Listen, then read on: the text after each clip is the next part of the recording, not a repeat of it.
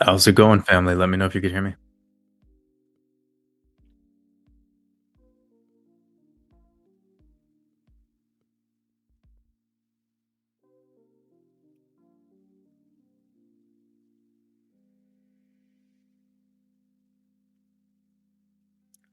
I actually thought I was running late, but then I forgot that I scheduled this for 15 minutes to the hour instead of 30. And yeah, so I'm actually early, technically. So rushing.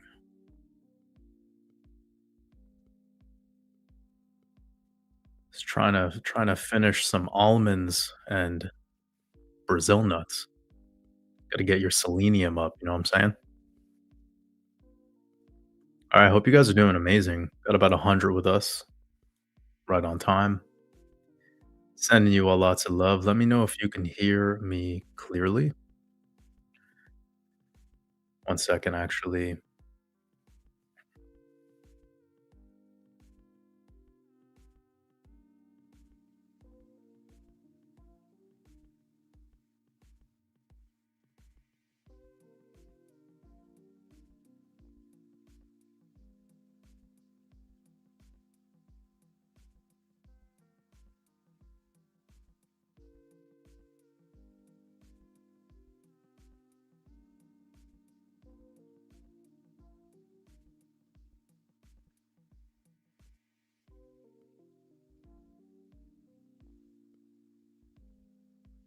Yeah, we should be good with the mic.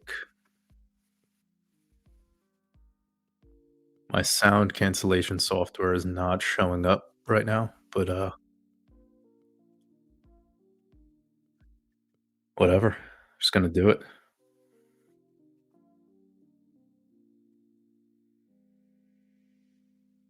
Some people are saying they can't hear me.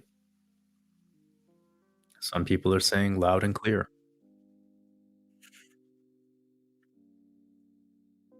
It's just one of those days.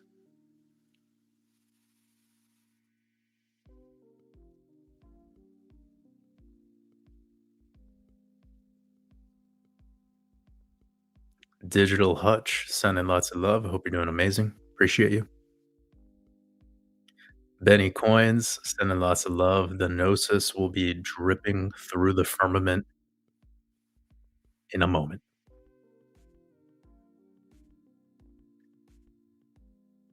Jer Bear, appreciate you for being a YouTube member, sending lots of love.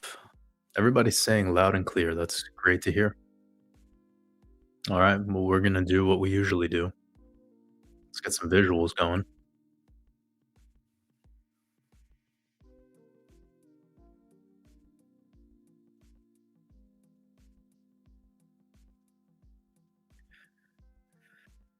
Man, is it good to be doing a live today?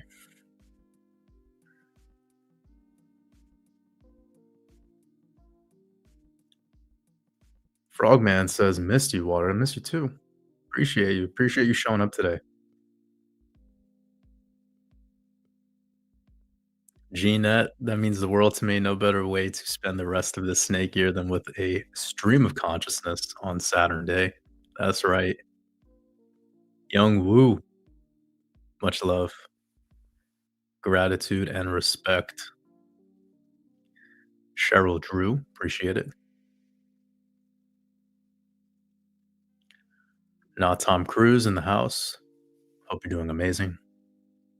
Oscar the Grouch, appreciate you. Got lots of love in this chat. Eclipse BTC, Grand Rising. Lolo Blondo, hope you're doing amazing. Great to have you here with us. All right, we're just gonna let these notifications go out. Make sure that everyone is in in the sauna, getting sweaty. Then we'll kick this off.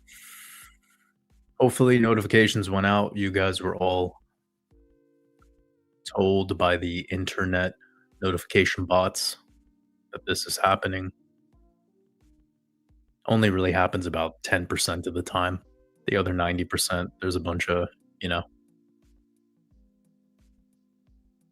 I don't even wanna say the word, but, it's pretty clear this channel is not being displayed to everybody.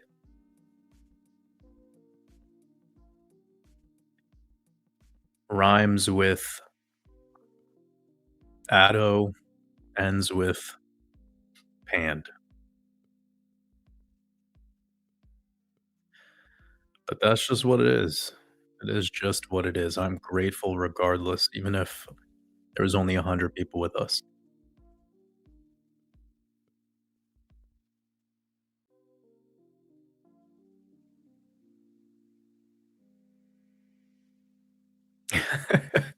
Yeah, not Tom Cruise, this was the same for me.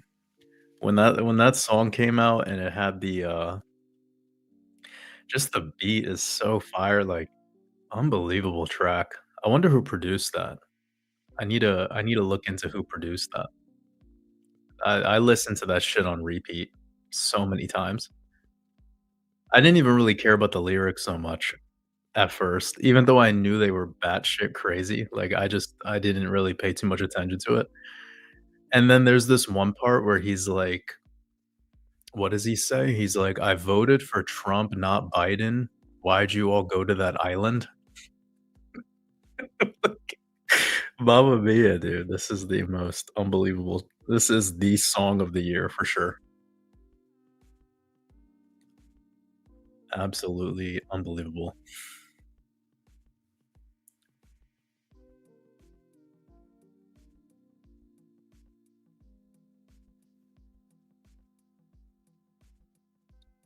Wakey369 says crypto Twitter is dead. It's been a corpse for a very long time.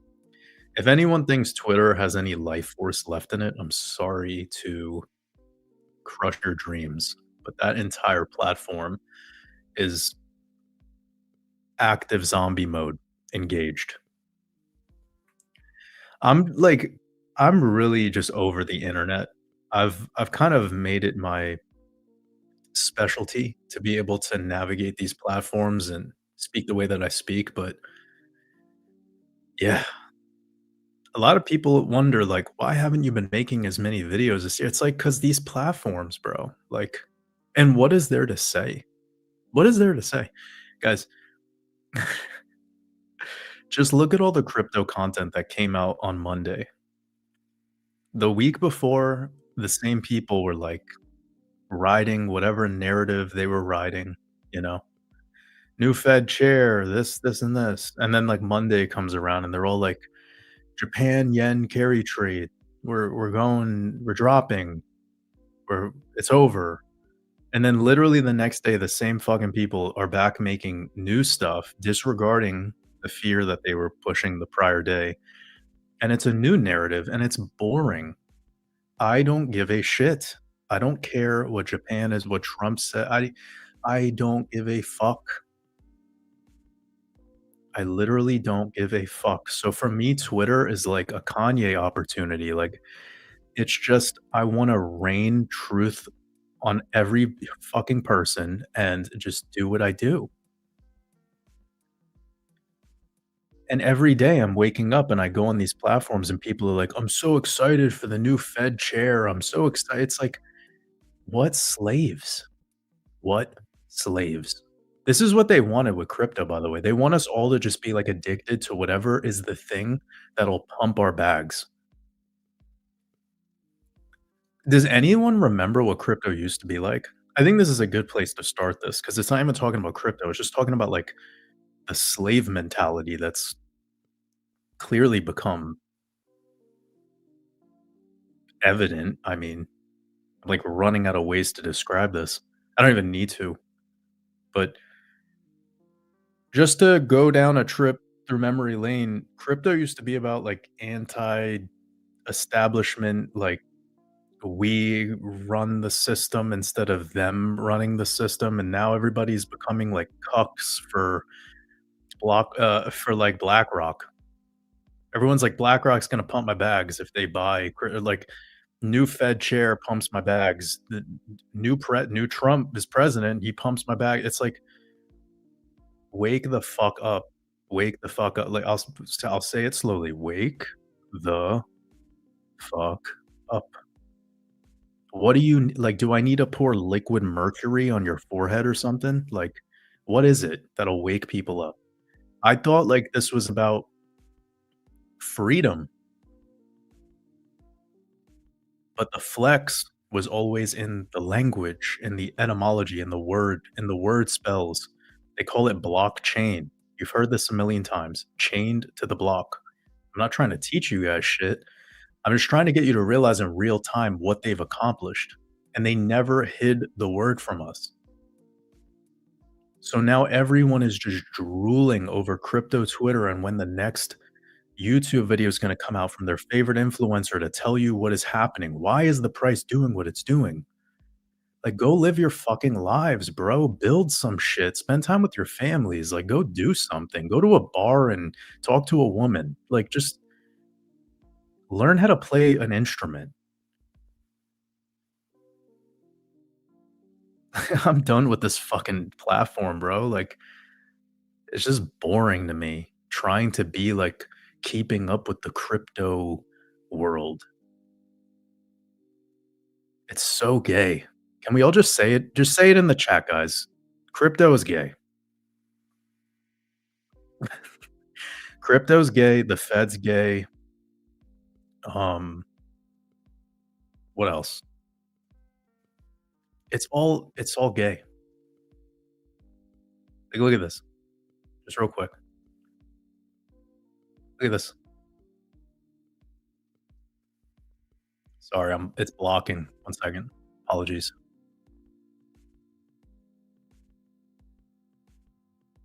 What is this?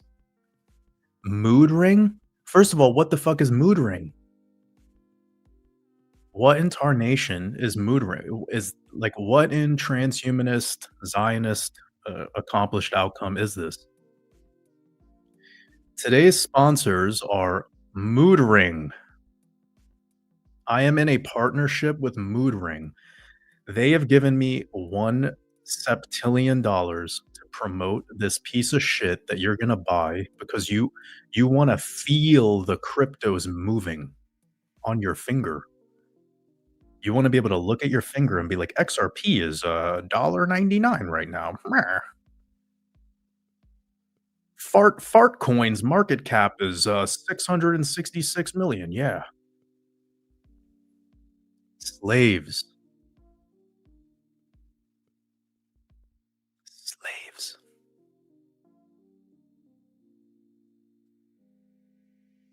Slaves. Today's I'm literally guys, I haven't told you this, but the reason I don't need to make YouTube videos as frequently is because Mood Ring has given me $1 billion. I'm currently one billionaire, and I'm here to promote. You all go buy this right now. Go buy this. You'll own nothing, you'll be happy, but at least you'll feel on your finger when XRP has moved up 1 cent. You'll feel it. And then next year, it's gonna be like a choker. It's gonna be like a literal leash. It's gonna be around your neck. There'll be an attachment. See where I'm going with this? Like, what fucked up fetish do you have with crypto where you need this? Like, why? Why is this even a product? Why is this even a product? So weird.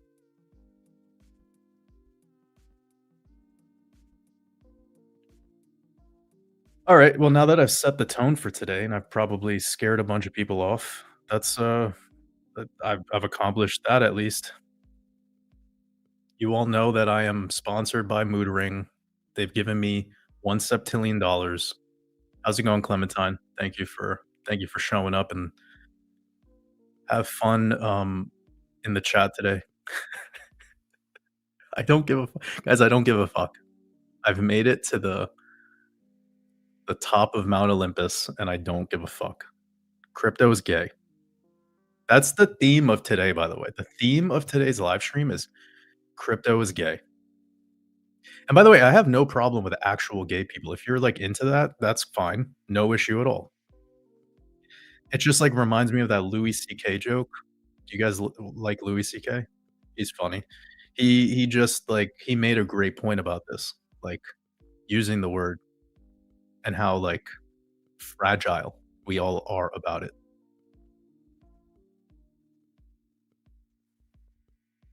I think it's hilarious. I'm bringing it back.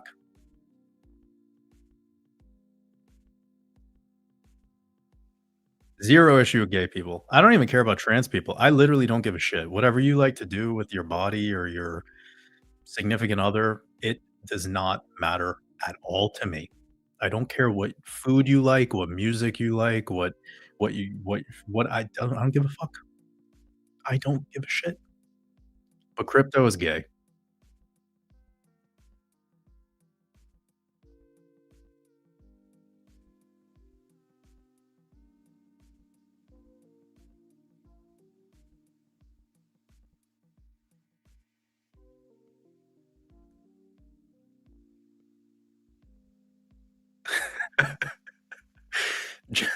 I'm not even gonna say this. Redwood, all good. I appreciate that. That means the world to me. You know, like put I pour my heart and soul into everything we're doing over there for the mastermind community. I've been Some people aren't aware of this, but about 2.5 years ago, I never used to do midweek market updates.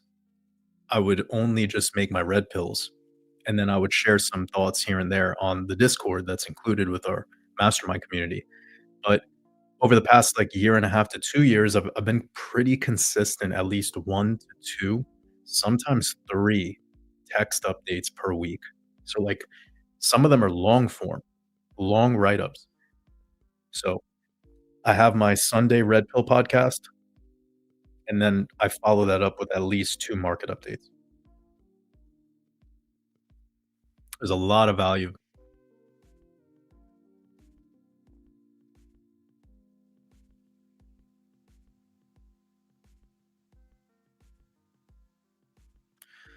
It's a good choice. Benny Coins says, "I'm gonna start strictly using the internet as a tool, nothing more." That's what it should be.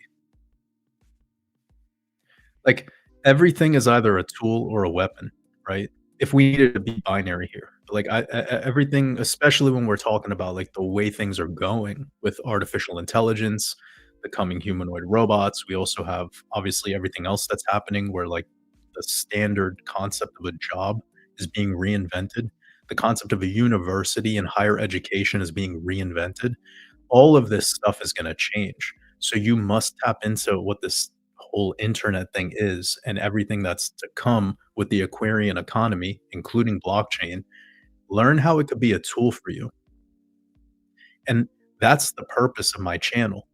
So, yes, we talk about crypto here, even though crypto is gay, but we talk about it from a very specific angle, trying to get people to understand what it's actually all about so that people are not just like stuck in this pipe dream.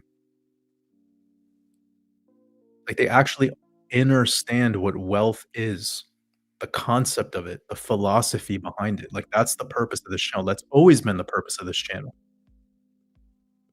And unfortunately, during times like this, especially, it gets very divided between, like, bull run, bear market. This guy said this guy said that. This is right, the blah, blah, blah. Well, what the fuck do you think? What have you done for the last 2 or 3 years? What have you done for the last 5 years? Are you just sitting around waiting for the day that never comes? Like, what is it? I know it's not attractive for people to hear. This bothers people. I get it. I get it bothers you right now, maybe. But the real ones out there, they feel it. They feel what I'm trying to get them to understand is that you're watching time slip through your fingers. Like, you have all this time and you could utilize that time.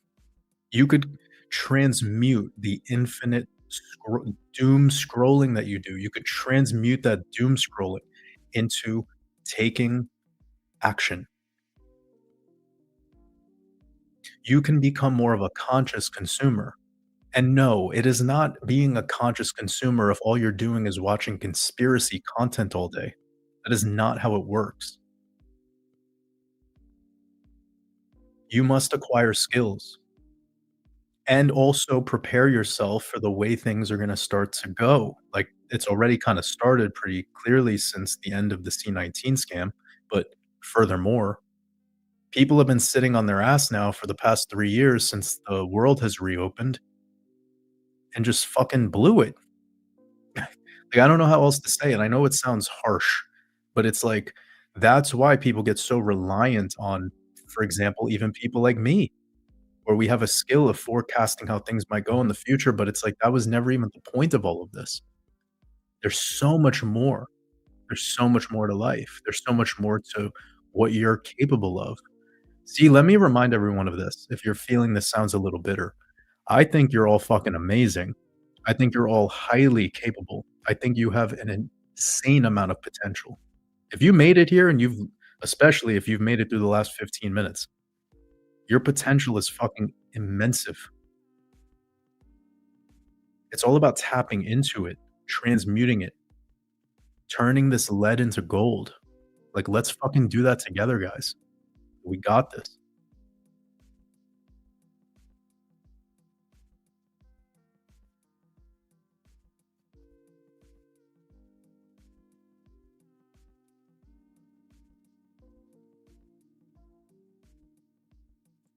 Silver, much love. He said, "I love the way this man talk." Not many people do.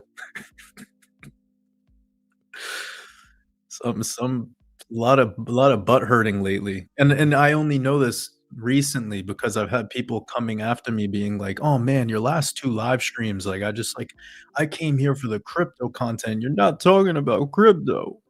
And I'm like, "Bruh, go back 4 or 5 years ago, I wasn't talking about fucking crypto in my lives either. You're new. You're new here, and that's okay." And you expected me to be like one of these other guys, but I'm not. I don't eat, breathe, sleep crypto. It's fucking crazy to me how people that are like fathers are making 5 fucking YouTube videos a week. Like, what are you doing, bro? How are you doing this? How are you making so much content and saying the same fucking thing? Yeah, I'm on a spicy day today. Like, I'm not trying to talk shit. I'm not trying to name names. It's like, but, like, damn, where are the priorities at? Like, we're all these content creators are just giving everyone, like, popcorn, like McDonald's, like, it's like fast food, there's no art anymore. There's nothing, like, consciously created or, like, intentionally designed, it's all just, like, news, like, crypto has just become CNN. Crypto literally is CNN, it's MSNBC, it's just like you have a different news anchor. And your news anchor, believe it or not, is probably fucking funded by the same Zionist shills anyway, so it's like anyways, I shouldn't even go there, that's fucked up, but someone has to say it. That's why these fucking people are making so many videos because they have to, because they're on somebody's payroll, they're on s they like, you guys get that, right? I hope you guys know this. When you're seeing these people so thirsty, they have to make fucking 5 videos a week, why do you think they're doing it? Because they need your attention, and it's because somebody told them they have to, or else they're not getting a paycheck. Very few of them own their own money, actually earn their money.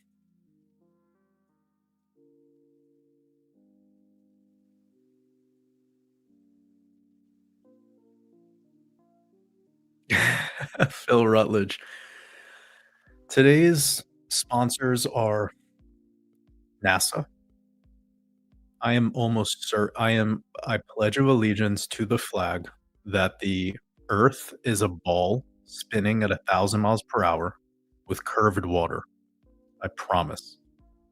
I'm swearing on the, uh, whatever, the Talmud that 3 red heifers will be given up for auction. Today's sponsors are the Red Heifer Prophecy. Today's sponsors are, sporadically speaking in glossolalia to get you guys to believe what the hell I'm telling you. Oh my god, I'm the worst today. This is 25 minutes, and we're fucking cooking.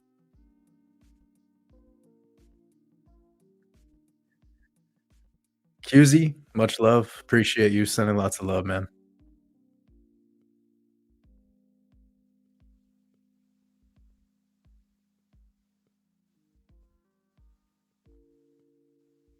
Matt Ball, sending lots of love. I appreciate you.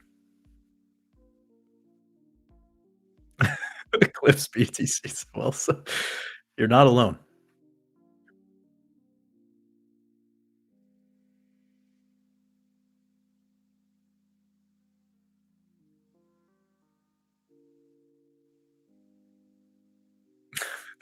Arizona Lane. You'll be happy and you'll own nothing. You'll be happy and all you'll have is your mood ring that takes your biometric data and puts it into the cloud somewhere to penalize you at a later date.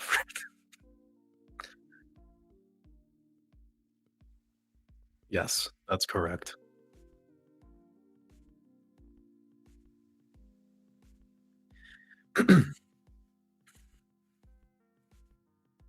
Mm. All right. On a more serious note, Tool 5049 says, "What are your thoughts on the Tao philosophy or the yin yang symbol?" So one thing about the yin yang that's really fascinating that I haven't heard too many people speak about is, so let's break it down step by actually, let me try to get a visual for you guys real quick. So, obviously, everybody knows what this looks like off the top of your heads, but there's something to this when we explain it a little bit more that could be powerful. One second, guys. Okay.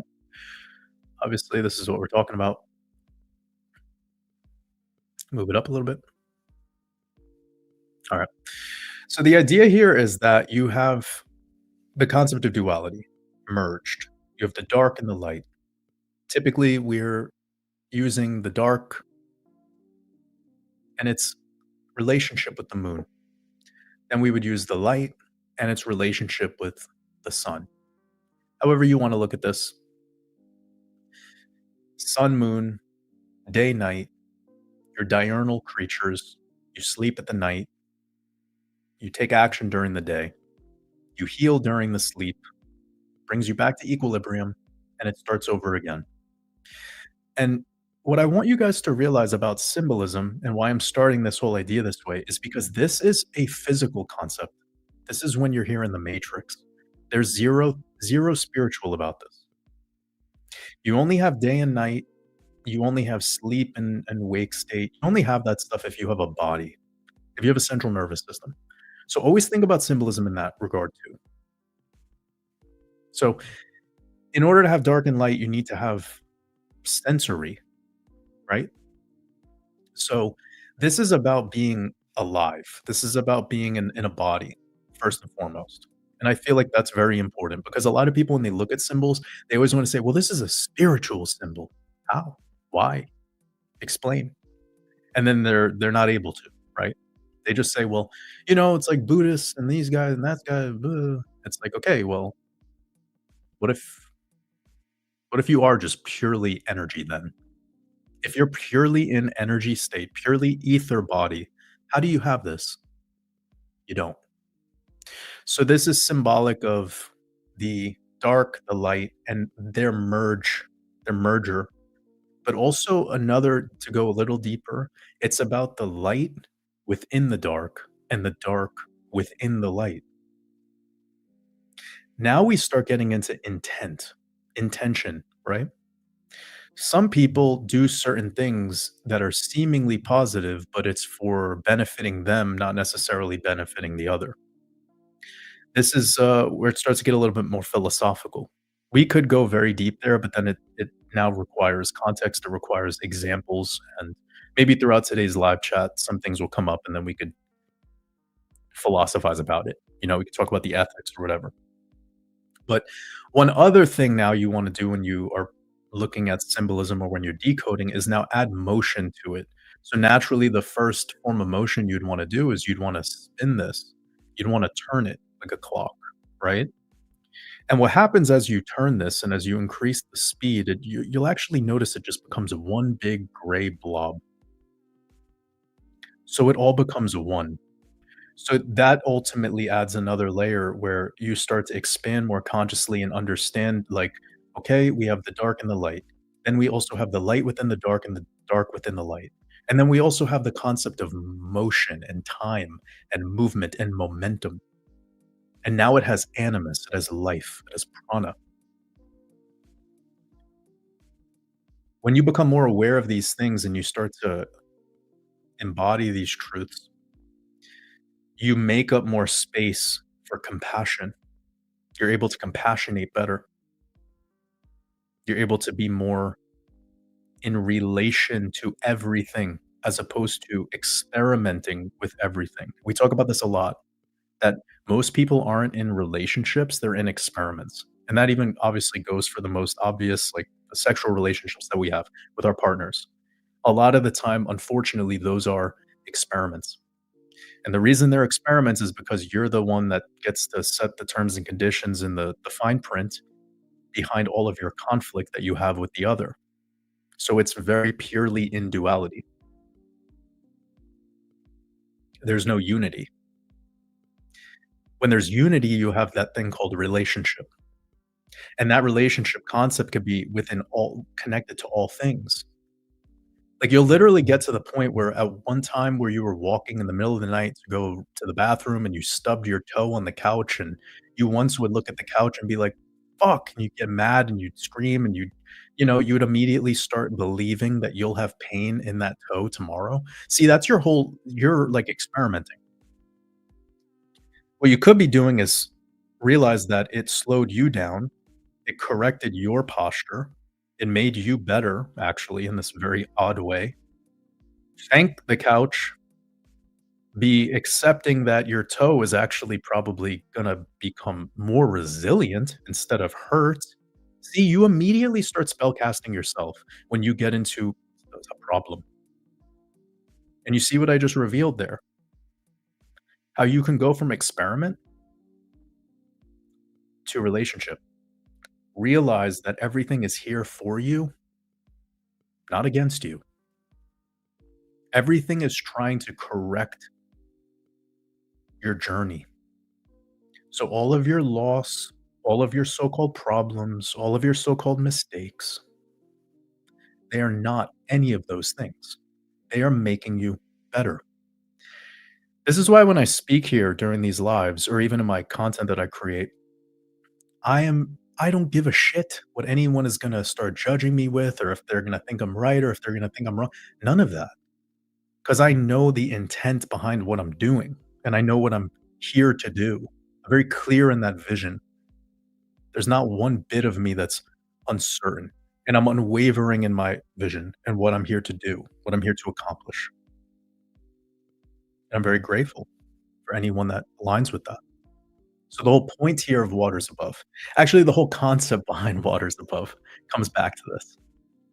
I mean, of course, you couldn't create such a name unless you tapped into this knowing. And I don't say that as a flex or anything like that. I'm purely just saying that because all of the things that I created, it had that level of intention. It wasn't done on accident or just for the looks of it or whatever.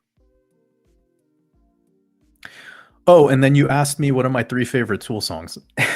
Um, oh my goodness, like, that's so hard for me. The Patient, that would definitely be one. The Patient. Right in 2 off of 10,000 Days.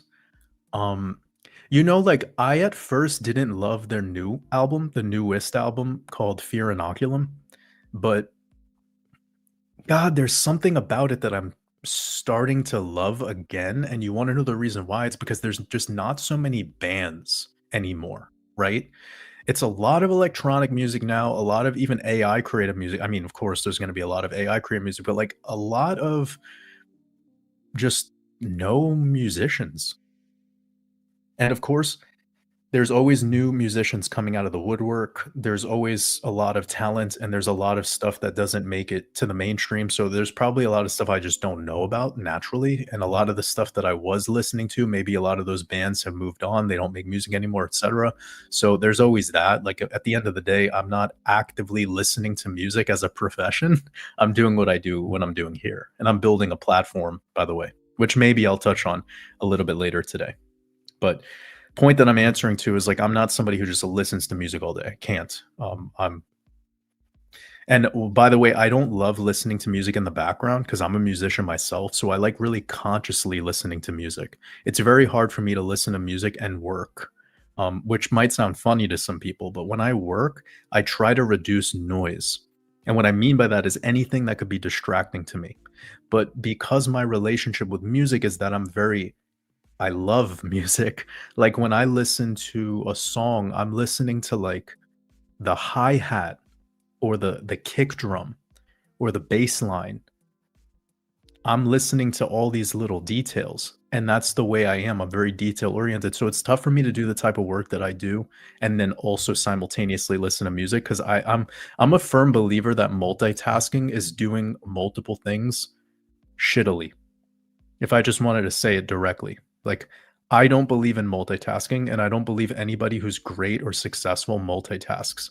They put 110% of their effort and their focus into one thing at a time.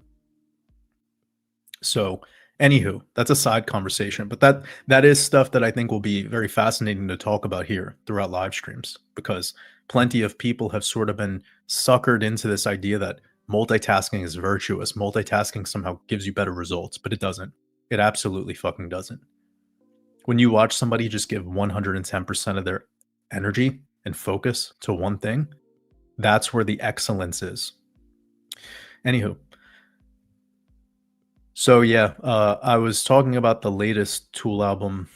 I've listened to it consciously a bunch of times. I've seen it live performed at least 2 or 3 times. Luckily, I was able to go see them a couple times after that Fear Inoculum album released.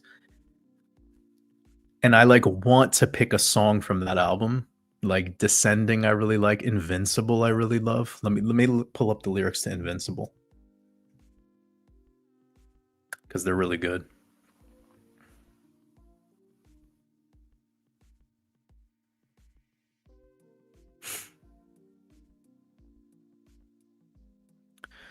So for anyone who doesn't know, the song Invincible is more like a war story kind of vibe. It's like the man you once were and how like living through that. But then also it's kind of like this parody on masculinity, you know? Actually, guys, do you know something funny that most people don't talk about? Everyone loves this movie, is it American Psycho with Christian Bale? One second.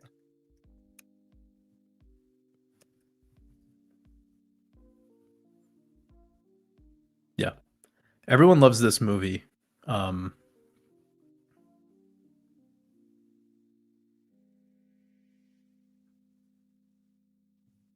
and maybe not everyone, but you know, a lot of people love this movie, and then like a lot of like Wall Street slash people that are into crypto slash people that are into like finance and investing, and they like they in this weird way they honor Christian Bale's character.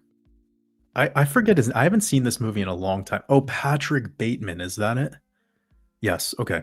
I haven't seen this movie in a long time. It's a good movie, by the way. It's a really good movie, but there's a point to where I'm getting in this, and that like a lot of people in those fields that I just listed, they like idolize this character, Patrick Bateman, who is a closeted homosexual, and the person who wrote this screenplay said this that it was a parody about like basically this closeted homosexual who's like propping himself up, cosplaying as this like machismo, like, but the way that life has gotten for him is like his trauma response is being this psychopath. This is a real character. You're seeing an actual like MK Ultra traumatized child from a birther of royal blood. This is a real character that this person, this who wrote this screenplay, they're giving you a real guy. And that's why what you start to learn, everybody who's at the top has like some gay shit going on. It's because it's this guy. That's why all their wives are trannies. So whenever you're wondering, like, oh, like eventually we find out that this one person's wife is a man, it's like, yeah, because they're all Patrick Bateman. They're all bloodthirsty, closeted homosexuals that are acting like they're machismo in real life. They're all married to trans men. Is this shocking to people? This might be a little shocking to people, but the point that I'm making is this character, Patrick Bateman, is like idolized quite a bit by these people that are into crypto, investing, etc. It's like you don't even understand who you're idolizing. And I'm actually removing the being a murderer piece. Like it's just like this, how he's become a poster child of like a type of man, and it's really hilarious. Especially any man with a morning routine, like the one that Patrick Bateman has, is obviously gay. Guys, if you ever see these videos of these dudes like Ashton Hall and all that, sorry, I don't want to name names, but like I just have to say, I have to name a single name at least. But when you see a man who's taking that much time to get ready for the day,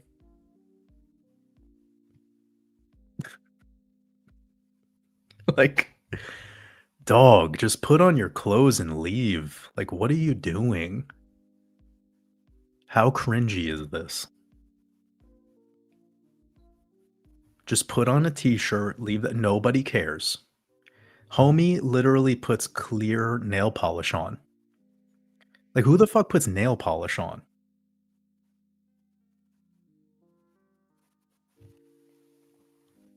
Today's live sounds like it's very aggressively against people who are gay, but it isn't. It's just the cosplaying as straight thing that I have a problem. If you're really gay, that's cool. I could care. Who cares, right? Especially if you're like, if you're like, if you just are, right? If you're not like making it your identity and all this stupid shit. It's when you're like closeted and you're acting super tough, and then you're trying to hold this character as if like all the things that you're doing are cool and like making you more masculine or straight. That is what's wild. So Patrick Bateman's character did that brainwashing 25 years ago. It laid the groundwork for people like an Ashton Hall to be like looked at as like, oh, that's a idol. That's, I should do these things. It's like, okay, but you've just taken 2 hours to get ready for the day, and you haven't done any actual work. Like, you haven't done anything. And then young kids and people who are, like, trying to become successful are watching this bullshit, and they're thinking that if they copy it, they'll somehow get successful, but it has nothing to do with success. Like, it has nothing to do with you growing your business, it has nothing to do with you making better products or refining your services. Like, you need to put all the effort into that at the start. You need to put all your effort into that. Then this morning routine shit comes later, like, when you freed up some bandwidth. But, like, I don't like the fraudulence of this whole, like, "Look at this millionaire's morning routine. If you copy it, you'll become wealth." No, you won't become wealthy, dog. You're first of all, you're gonna spend a fuck ton of money on nonsense you don't even need. You don't need to be dipping your face in Saratoga spring water. Trust me, tap is just fine. You scared of tap water? Okay. Don't even fucking bother with that in the first place. Just exfoliate your face with a fucking towel. What are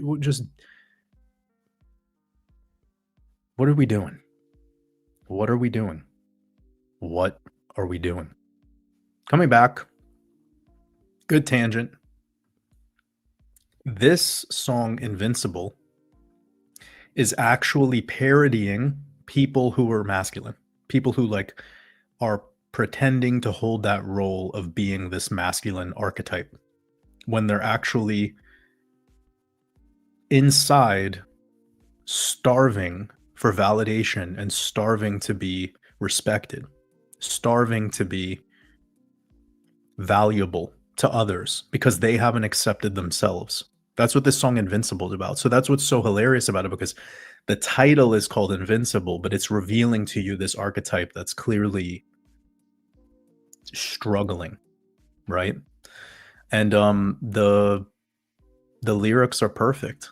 Tales told of battles won, of things we've done, Caligula would grin. Beating tired bones, tripping through, remember when? Once invincible, now the armor's wearing thin, heavy shield down. So fucking good. This is Andrew Tate, you know, it's warrior struggling to remain relevant, warrior struggling to remain consequential. We talked about this years ago. The most valuable currency for these people is being relevant.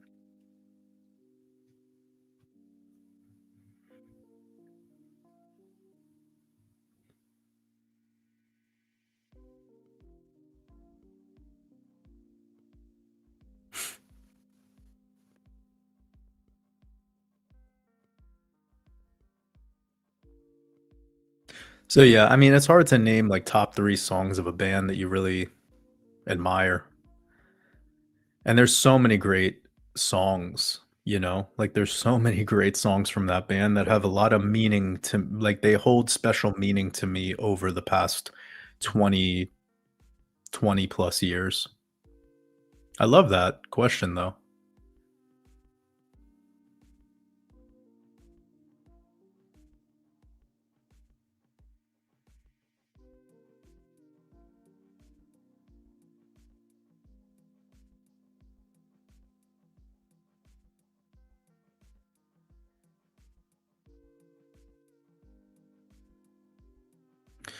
Got a good question from Robert Wilkins. He says, "Why are you in crypto?" Well, the truth is, I got into crypto before it was 100% gay. Now it's 100% gay. So that's like, let's just get that like, since that's the theme of today, and I really don't give a fuck how many people unsubscribe from me or whatever. Crypto is 100 million thousand percent gay now. It was not like that. When I first got into crypto, I remember specifically it was like this vibe of, well, the Federal Reserve is effectively fucking us and like inflation will be absolutely apocalyptic in a very soon to come hellscape. So park your fiat money in this and continue to build cash flow. I was all about the cash flow from the very, very beginning because I had multiple businesses leading up to creating Waters Above. Then I started to unlock some big realizations about market cycles and the cyclicality of the way markets move, whether that be on a larger time horizon or shorter time horizons. And then here we are. But lately, it's starting to become the most cringy shit of all. Like, I kind of miss like BitBoy all methed out. Like that shit was awesome. That shit was awesome. Just methed out BitBoy. I loved it. I know I really didn't answer your question in too much depth, but it's usually like these questions are coming from people who are like, I'm not going to say that it's the case for you, Robert, but like, I know the way I've been talking today, and I know that it's going to offend a lot of people. And I know people want to hear, like, they want to hear something, and I just don't care to give it because I don't care. I kind of want to put my energy in something else.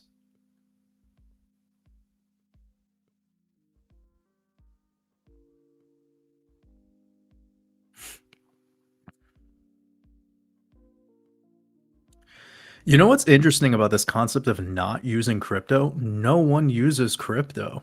No one uses crypto. Like even Jack Dorsey has talked about this. He's like, no one uses Bitcoin. And nobody ever will use these things.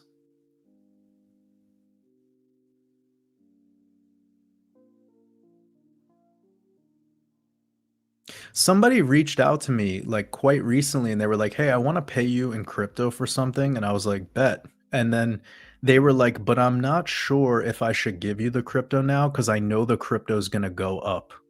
And I'm like, "There you go, bro. We just admitted like, the closest we got to the person who wants to use crypto was questioning you guys, I am melting your pineal gland right now with what I'm saying. Like, if you don't pay attention to what I'm saying, it's like you're missing out on the most important part of today's live stream. Somebody contacted me to pay for something, one of my masterminds, which, by the way, I'm very grateful for. It means a lot that somebody's willing to reach out privately and try to organize such. They reached out to me to pay in crypto. And then they said, but I'm not sure because I know the crypto is going to go up. Guys, no one is using crypto. And also, no one's building on crypto either. AI has fucking destroyed that whole conversation. So, are you aware of where we are right now in the like in crypto? We're at the final like they're cleaning the slate. They're washing blood off the marble right now. You need to wake up. The number one sign of like nobody is using crypto is that moment where me as a business owner about to engage in business with somebody who wants to use this alternative currency, who reached out to me, not the other way around, and I say, sure, we could potentially do this. And then they wanted to but leave a little side note for me, but I'm not sure if I want to pay with crypto because the crypto is going to go up. So all anyone cares about is the value of it from a speculative perspective. All of y'all that are in XRP, you don't give a fuck if XRP is being used as a currency. You just want to see price go up. That's all you care about. And if you pretend like you don't care about that, then you're actually out of your mind because there's no point of being here anyways. The same thing goes for gold. You cannot use gold. You don't walk up to the grocery store with a gold 1 ounce coin that's worth $4,000. And then the cash register lady is like, that'll be $125. And then you're like, here's this gold coin. Can you break the change for me? Her manager walks over and says, what the no, go home. Pay with money is what they say. They say, where's the money? All of this is being transformed. But even the thing that we like hold as this concept of like having utility, it still doesn't. Gold and silver. There's no one's using it. Everyone's just speculating with it. And then when it comes to gold and silver, the ultimate argument that comes back at me from what I just, which by the way, I hold gold, so don't get it twisted. And by the way, I hold XRP, so don't get that twisted either. Now, getting back to my point, it's like the people that come back at me when I say these things and they're saying, well, you know, if like something crazy happened, like there was a grid down situation, like we'd be bartering with gold. No, you won't be bartering. There's no way. There's no way. Nobody cares about your stupid shiny rock. We've said this a billion times. Two people walk up to your land. One of them has a bunch of gold bars. The other one has a bunch of canned food. You tell the guy with the gold bars to get fucking lost, and you welcome in the guy with the canned food. No one gives a shit about your shiny gold. It's toilet it's hard, useless toilet paper. You would take the guy who has toilet paper. You would take the guy who has toilet paper over the person with the gold. Because no one fucking cares, and neither are the people who are investing in gold. And by the way, if your concerns in a grid down situation are having enough gold, good luck. Your priorities need to be strongly reconsidered. I would suggest you have a quick conversation with ChatGPT and say, hey, in a situation where the grid goes down, what would be your recommendations? I bet if you asked some highly sophisticated artificial intelligence and then you asked like Bear Grylls, like some fucking outdoorsman motherfucker, they're both going to say the same thing. They're going to give you a list and it's not even gonna show up 50th or 100th on the list to have silver or gold. It's not even gonna show up in the top 50 items that you should be considering for preparedness. And then if the financial system goes to fucking shit, we've seen this before. They literally took all of the gold. They just come up with a new law overnight. They don't care. The people who run the world do not care. And they're speculating on it just like you are.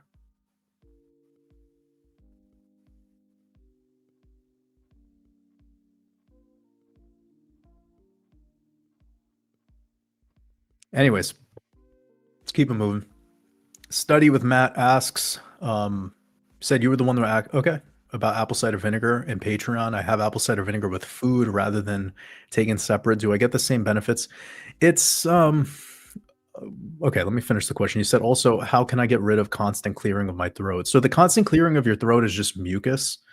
And there's a couple other things that of course create that, but I would wonder, do you get that throat problem very early in the morning, like when you're first waking up, or are you only noticing that really after your first meal, like a meal? As for the apple cider vinegar and timing, it's more ideal about 10 minutes before, because drinking with food is not the best for digestion generally. Um, if you are to drink anything with food, I would recommend it be slightly warmer than body temperature.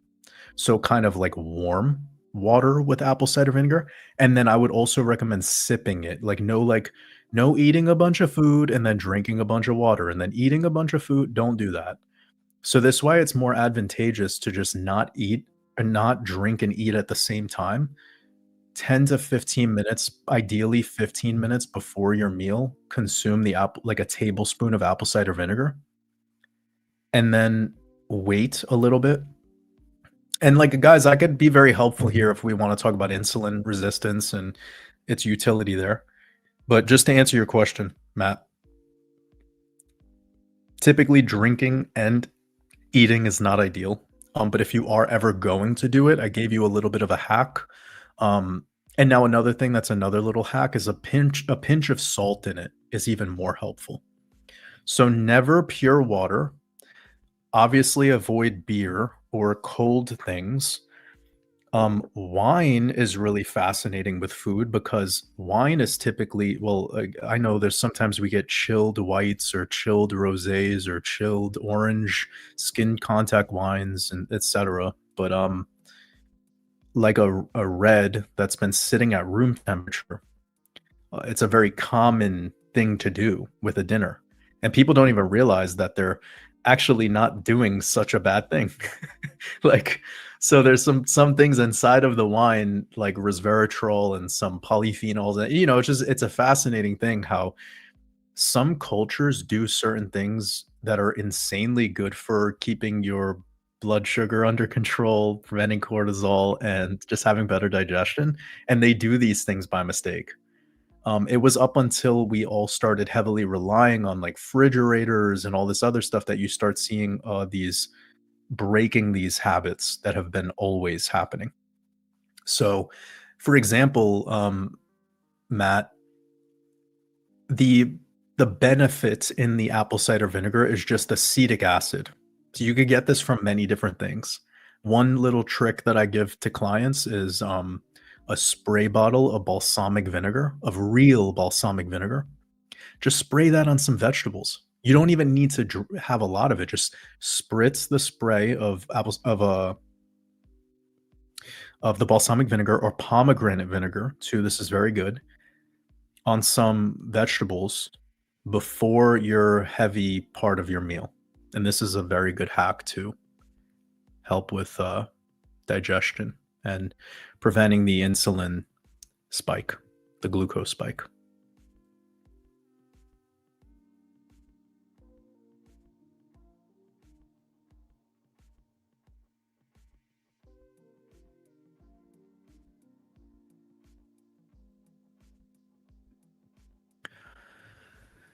Miss Queen Freak, I appreciate you sending lots of love. Jacqueline, appreciate you.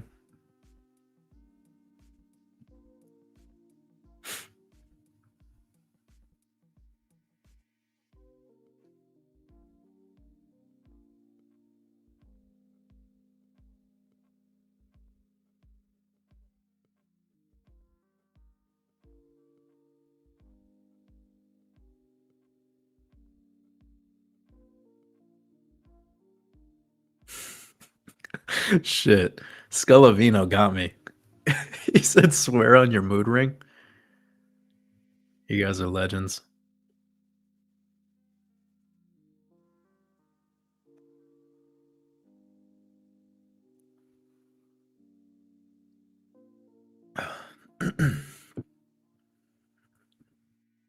Are you cooking with gas or electric? I avoid electric at all costs. Fuck electric. I mean, honestly, if you wanted the best cooking method, it's with a real fire, but that's not always available. That's not always convenient. But obviously, the best way to cook would be with real open fire.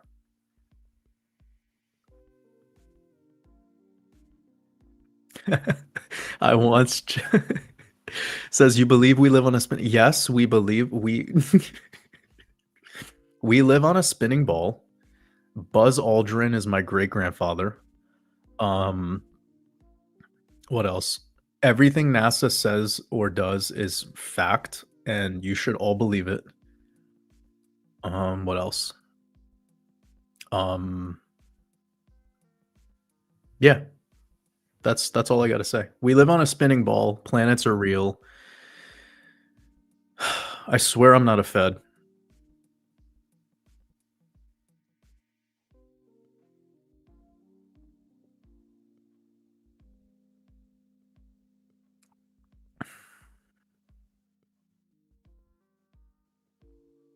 Aquarian Godzilla. I appreciate that. Sending you love. You guys are amazing. This is like a very unique experience we're all having here together. Digital Hush says Descending is the best. Yeah, I can't argue that. I really love that song. I love Tool, man. There's such a breath of fresh air in a world that we're in right now. And isn't it a little strange how they came out with Fear Inoculum right before C19 scam and the logo is just a syringe? I thought that was very interesting. Like it almost feels like they know, like they're being, but like they're the perfect vessel to reveal that sort of stuff. You know what I mean? Anyways, I'm not conspiring or whatever. I'm just thinking like out loud here.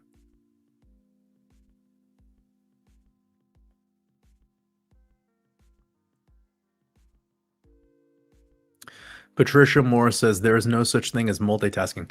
Tell that to the people that are looking at Instagram while they're taking a shit. Can I get a show of hands? Get a show of hands in here. How many of you, when you're taking a shit, are scrolling on Twitter? Let's see them. Hold them high. It's not to prove Patricia wrong. It's just to let her know that, yes, multitasking is absolutely a thing.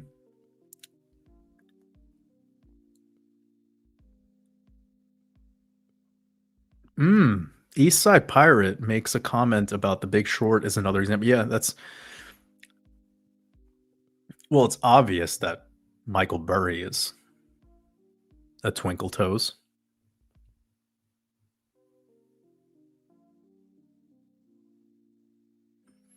Mr. Scrubx, much love. Appreciate you. Everything's great. If I'm here, things are amazing.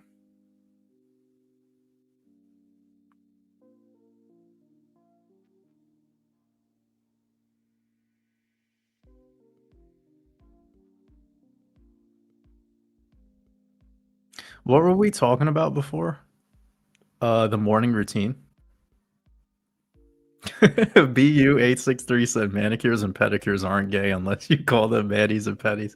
Is that really all it is? Is it just really what you call it? Or is it like 100 million% gay? It's like, do what thou wilt. This is the best chat of all time. Super funny.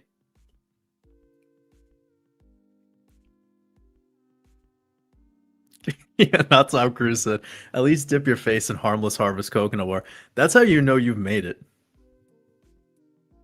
That's how you know you've made it. You've made it if you're waking up in the morning and part of your routine is dipping your face in coconut water. You're baptizing yourself in that sweet coconut juice every morning.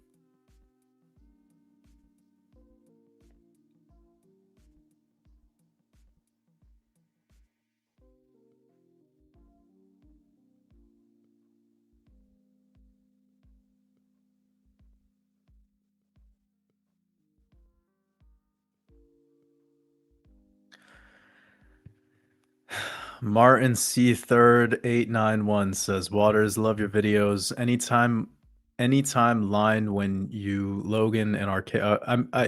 Are you saying if I was to do a podcast or something with Logan and Archaics? Yeah, I mean it's very possible. I haven't spoken to um Archaic since I believe the last time that I did a podcast with him and Logan.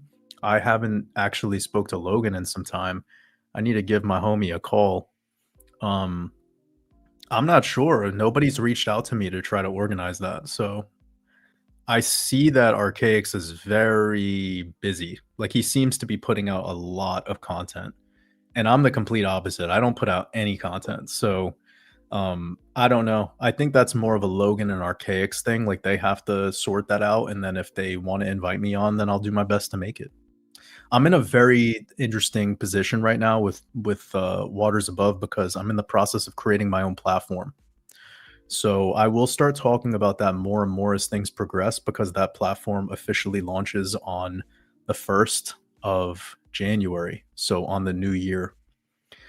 It's going to be big. It's going to be big. I don't even want to talk about it too much at this time, but I will have more announcements coming.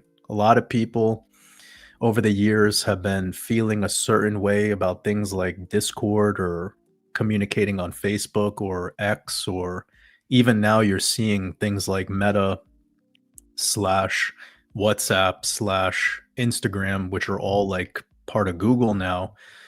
They have AI components that are effectively taking all your data and using your data against you. Um, and I've been spending a lot of time thinking about that. I've been thinking about that. Plus, I've been thinking about the fact that I need a place to just speak exactly how I want to speak without any censorship. And how do I create an environment so that everyone else who's a part of that project feels that they could have that same space to express? So this will be the biggest thing I've ever created, tenfold the biggest thing I've ever created. And I'm rarely am I proud about something, but you could hear it in the seriousness of my tone that 2026 is going to be special. It's going to be special. And a lot of what I thought about 2026 earlier this year, and maybe even let's just call it a couple of years ago, because I've been doing my decodes. I know what's coming. I said to myself, well, like, what would be the most honorable, what would be the most respected, what would be the most like looked up to thing you could possibly do for that year? Well, don't let the fucking New World Order win. So if I have the resources and I could invest in those resources and bring my vision to life, this is it. So I'll have a lot to share with you all very soon. Very, very soon. But for now, just let that linger. Let that linger. You asked about thought about linking up with Zach from Gematria Effect News. He's been trying to grow his channel. I'm pretty certain, and you guys in the chat have told me many times over the years that Zach has said a lot of unsavory things about me. My response every single time is that I have always been I've always been open, that he was a huge influence for my Gematria work. I've always been very open that him and Logan have been a huge influence in the addition of Gematria inside of my work. These words came out of my mouth so many times, and yet Zach has still continued to say that nobody gives him credit, that no bigger platforms. So I don't know, man. I don't know how many different ways I need to say it. As for him needing to grow his channel, I thought he was the biggest channel in this conversation. I mean, I think if you keep talking that way about other people, it's going to make your audience feel like you're in a competition against yourself and no one else. And that it's all about competition and it's all about being some champion of nothing. where nobody gets a trophy at the end of the day because it's been just consistent desire to divide and say who's first.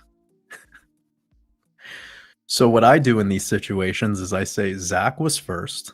Zach's a better decoder than me. Logan, I think, is the best decoder ever, like the best decoder alive. Archaics, I don't understand his decoding system enough. It's just like he has his own thing going on. I don't know enough to even really speak on his methodology, so I will not. I honor all of them for being okay, but let me be very careful what I'm about to say. Out of the names that I just said, because I have to be a fucking real one right now. Like there's zero ass kissing right now. Out of those men that I've just said their names, I only know Logan. Logan's the only one I've ever actually like broke bread with. I don't know Archaics. I don't know. I've never even talked to Zach.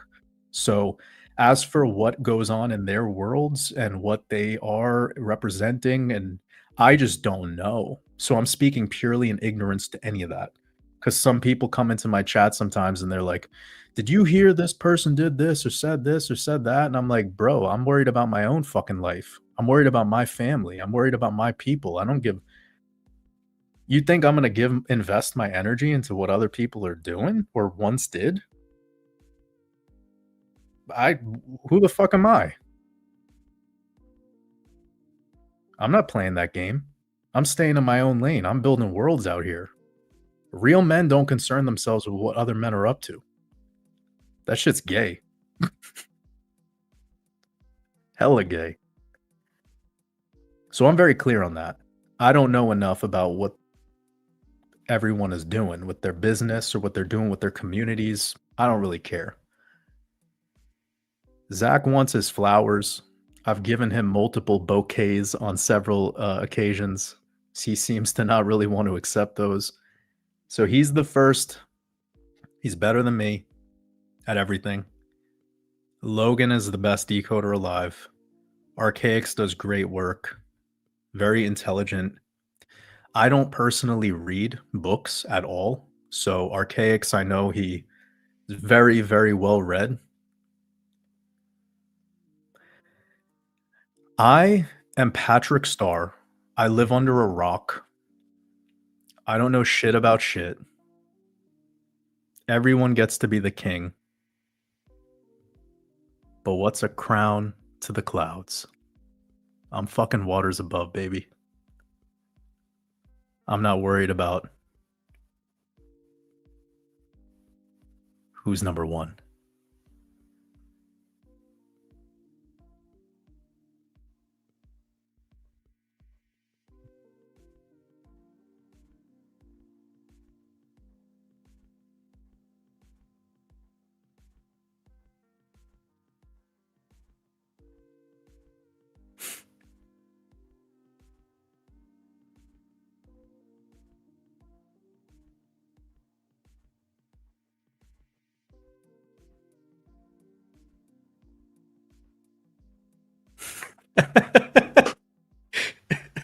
Deflating atheism.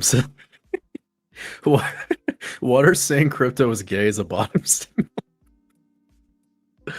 Yo, that is fucking funny.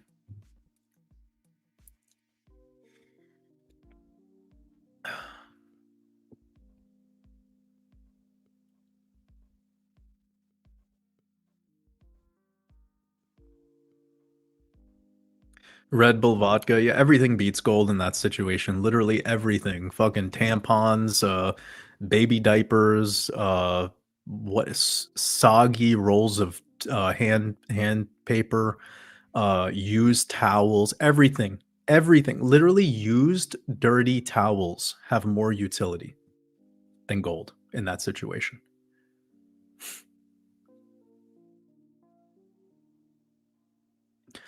Bizer, I know all about Avenged Sevenfold. I don't really remember what album I was listening to or albums that I listened to back in the day, but it was probably like 20 years ago.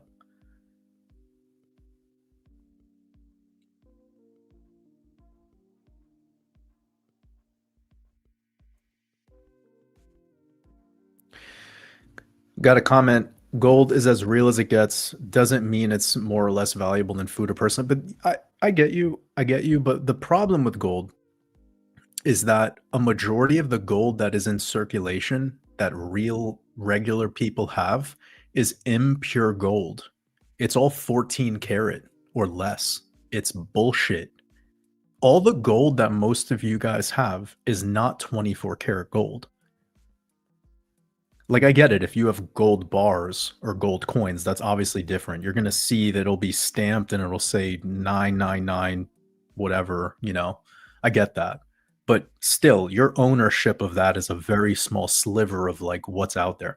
But as for what most people have is a bunch of impure gold. Most people have way more impure gold than they have actual gold bars or gold coins.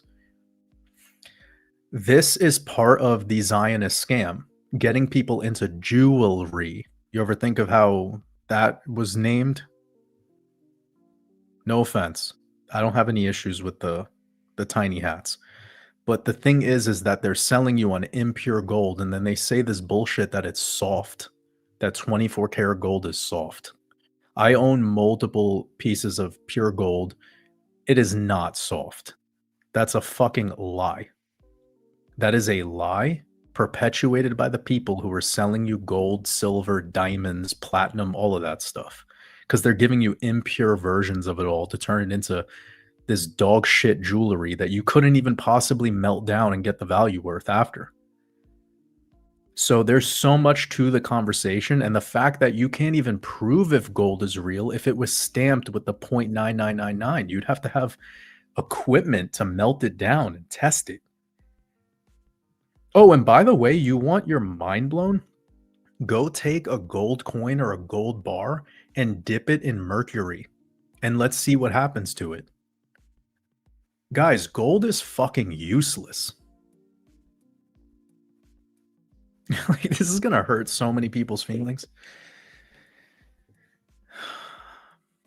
Gold is fucking useless, bro. Like, everyone needs to stop it with this whole like worshiping money thing, man. You're all like the whole god gold is God's money. Are you fucking kidding me? You think God is concerned with gold with money? You think God worries about money? What the I feel like this is becoming a roast. You guys think God cares about money? You think God's up there somewhere in the ether being like, "Oh, I really, those gold coins." What the fuck you think this is crazy. Your value system is wild if you look at things that way.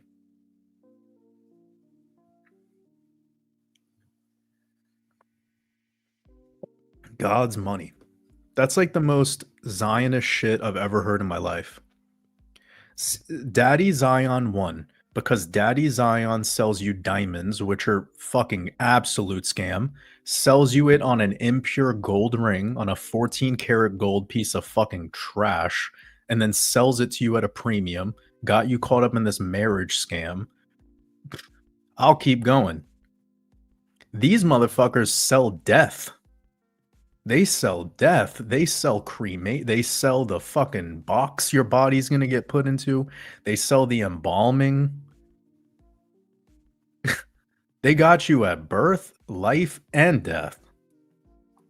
And then you're here in life thinking you're conscious, saying that gold is God's money. Mama me.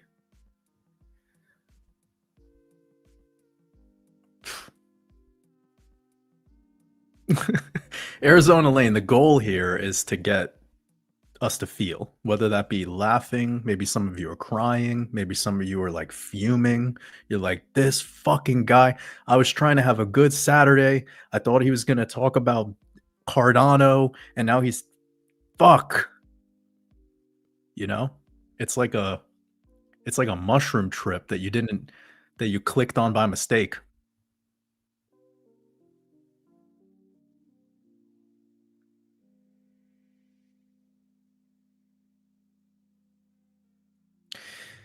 Yeah, getting back to the apple cider vinegar thing, Morphic Realms says apple cider vinegar drills my teeth. Yeah, this is actually, if we go back to the Patreon response that I gave our brother a couple days ago, what I said to him and I put a lot of emphasis on is make sure to drink it with a straw.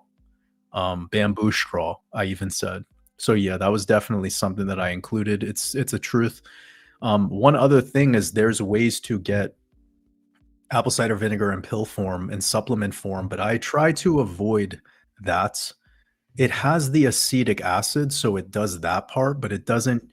Yeah, like there's something about true high quality apple cider vinegar with the mother, with the culture included, that is just a different um experience, and it's a vibe, different vibe for your body.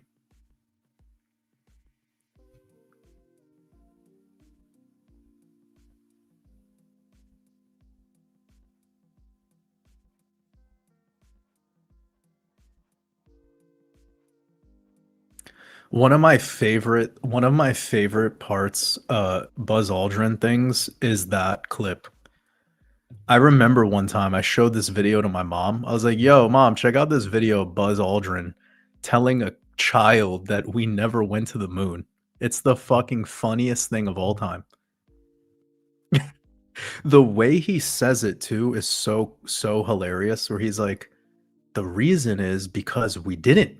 Like, the way he said it was so funny. I feel like, pulling up that clip, but it'll probably take me a minute to pull it up.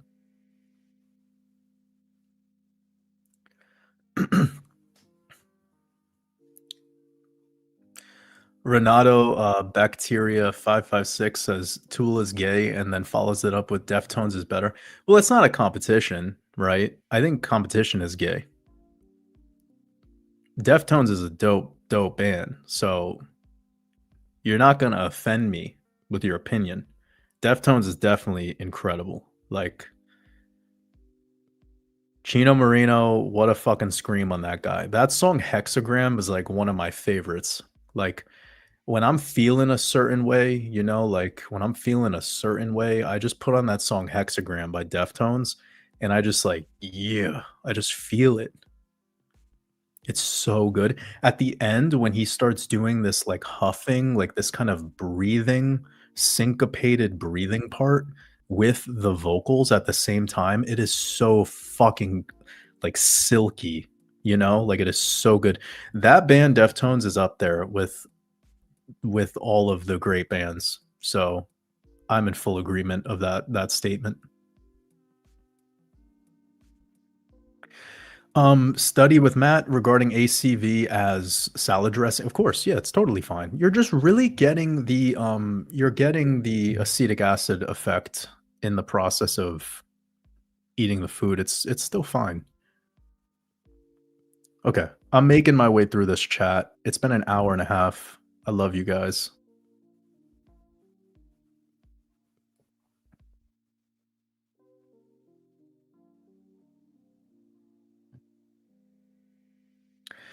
Hard KOR says stop eating salad full of oxalates, main cause of kidney. There's absolutely no fucking way that lettuce is causing kidney stones. That's silly. Um and also there's so many things out there that have way more oxalates than lettuce has, or any. But by the way, hard KOR, I don't recommend eating salads.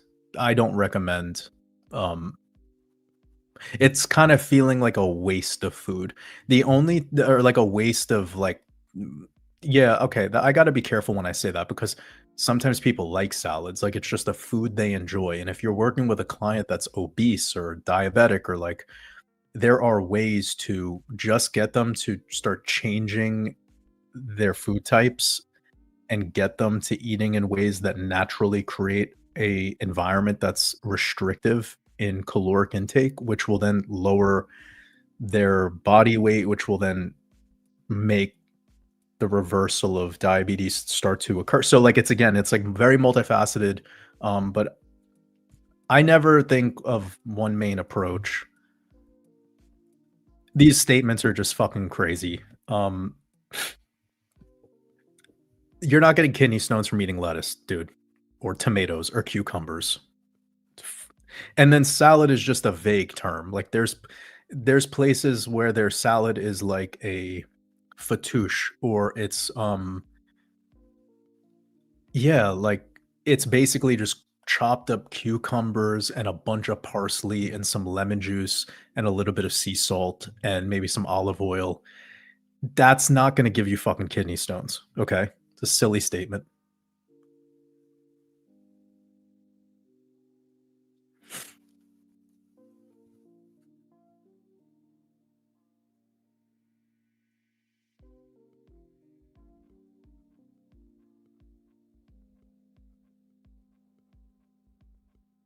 I feel like a lot of health and wellness shit has just come from like influencers in the space spreading an idea and then people just run with it because it allows them to continue eating in the format that they prefer to eat. And then it becomes these like truths which are just mythology. It's very interesting, and I know this firsthand because over the past 5 years of doing these live streams, I'm just collecting data as I go, and I've watched all the times where a big trend kicked in, and then my live chat was associated with that health trend. I'll say it again. Every time we had one of the, like, booming health trends since I started my like, pretty much the first full year of C19 is when this kind of project launched. So mostly the end of 2021 into 2022, and every time we got a big health trend, we would see the live chat accordingly. Like, it would be on that trend, and then it'll switch up to another new and then, like, it switched up again, and it just keeps on switching, and it reminds me of, like, I got super into the health and wellness stuff, detoxification, and everything that had to do with, like, holistic health 20 years before I even started this channel. So like this is my bread and butter. Like this is my fucking my skill. A lot of my wisdom is in health and wellness stuff. So and I'm not just saying that because it'll make you believe me. I don't give a fuck if you believe me. It's irrelevant. Go you're going to end up doing what you want to do anyways. So that's what I've also learned in this journey. Is everyone just wants to be told they're allowed to continue to do the thing that they like to do. This is why 1 year olive oil is good for you, 1 year it's bad for you, 1 year meat is, like, the best thing, the other year it's bad, the 1 year the eggs, the other year it's like it's never gonna stop. It's never gonna you wanna know why it never stops? Because you never cured the most important thing to cure. Listen closely. It's not your diet. First of all, the word diet has "die" in it. So you've already diagnosed yourself by prescribing to a diet. You're dead. So anyone who tries stepping up to the podium and saying, "This is the right way to eat. This is the right way to," you're consuming a diet. Just think about it. You need to break the mental chains first. You have a philosophy that is based on your current level of knowledge and awareness. It's not wisdom. Food right now is not even about nourishment anymore. It's beyond that. Food used to be about nourishment. And we tend to forget that we're the only quote unquote animal or living thing, whatever you want to associate us. We're the only animal, for lack of better words, that gets to choose. You're not carnivore, you're not vegan, you're not paleo, you're not this, you're a carnist and you're also a food choicist. You're the only thing that gets choice. So you get to make up whatever the fuck you want to make up in the moment as the tides rise and fall. And you prescribe yourself accordingly to whatever the diet that you believe in at the time. And you're all getting spell casted into what you think is the better or the worst diet. That's just the way it goes. And I'm not like saying all of you, like 100% of you. I'm just saying in general, this is these are the machinations of what we are. You are what you eat, but you're also what you're fundamentally, you are what you believe. So beyond what you eat, you are what you believe. Just like the Earth conversation about the Earth being flat or the Earth being round. If you spend enough time consuming a content that tells you that the Earth is shaped like a pyramid, you will start to naturally believe that. There's a way to convince you, and that will change your mind. It will replace the prior knowledge set, and then you'll be now working with a new, fresh data set. And that's what your whole beingness will equilibrate to. You will become whatever that belief is. And then you confuse it as truth. And you start sharing these ideas as if it's unilateral, like everybody it's going to work for. This is how we've made it to where we are, and we're so confused, and communication has become so tough for people because there's no room anymore for anything. It's just like everything is extremes and polarizing. And this is how we made it here, where now we have like carnivore diet. Funny enough, the two spokespeople for carnivore diet are literally dying right now in front of our eyes. Liver King and Jordan Peterson. So again, when your diet becomes your identity, then you are irrelevant. You just become this egoic shell of how you consume. And furthermore, maybe how you look. And that was what perpetuated the Liver King scam. How he was able to keep everyone under this spell for as long as he did. And then he justified his usage of anabolics because he didn't want to let you down. He really wanted to make you think that if you ate cow testicles, that somehow you'll be big and jacked and primal, or whatever he says. He's a primal. I, on the other hand, look at another man eating testicles and I go, oh my God, what is gayer than that? That's like another way of coming out. I mean, you make real gay guys look straight. Eating nothing but meat has to be the gayest thing I've ever heard of. What do they call it when you put someone's member in your mouth? I don't know. Am I alone here? Is this microphone on? It's like, oh man, so many feathers ruffled today. I'm worse than the butcher. But anyways, I hope the best for Liver King and Jordan Peterson. I don't want anything bad to happen to any of these people. I really do not. See, that's the difference. It's like all these carnivore people are always talking shit about vegans and like wishing that they die and stuff. And I'm like, are we serious right now? Like, how small dick energy does this get? Is so much division. You guys know that we're in like the apocalypse when people are divided over their fucking diet. Like, how sad. How sad. Can we like just take a moment of silence for how sad that is?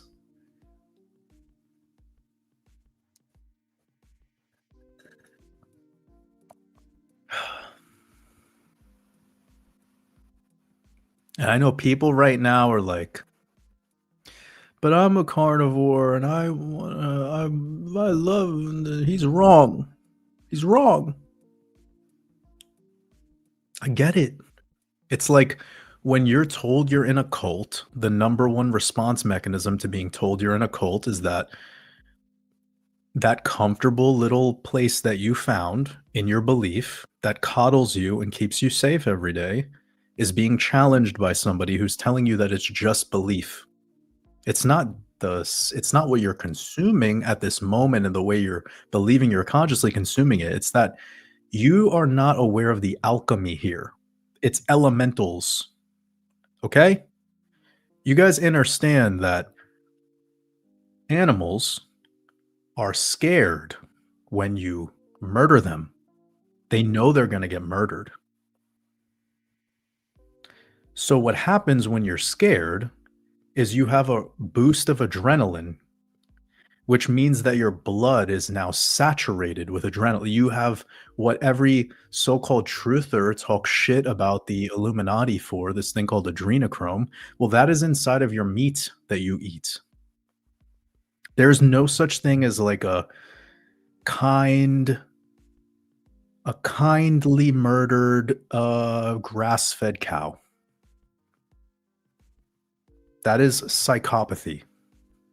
And you avoid the admittance of that because it feels dangerous for you to face that truth. It's a very like scary place to it's like when you're deep in a mushroom trip, you have to fucking deal with the feelings of it for once instead of having this mechanism to hide from it. And then simultaneously you have culture on your side. You have the whole world for the most part that actually like believes what you're doing is because they don't know. Nobody knows. Nobody really considers what I just said.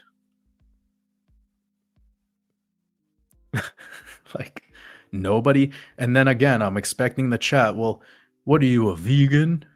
It's like, who the fuck cares what I am? Does that make the truth not the truth?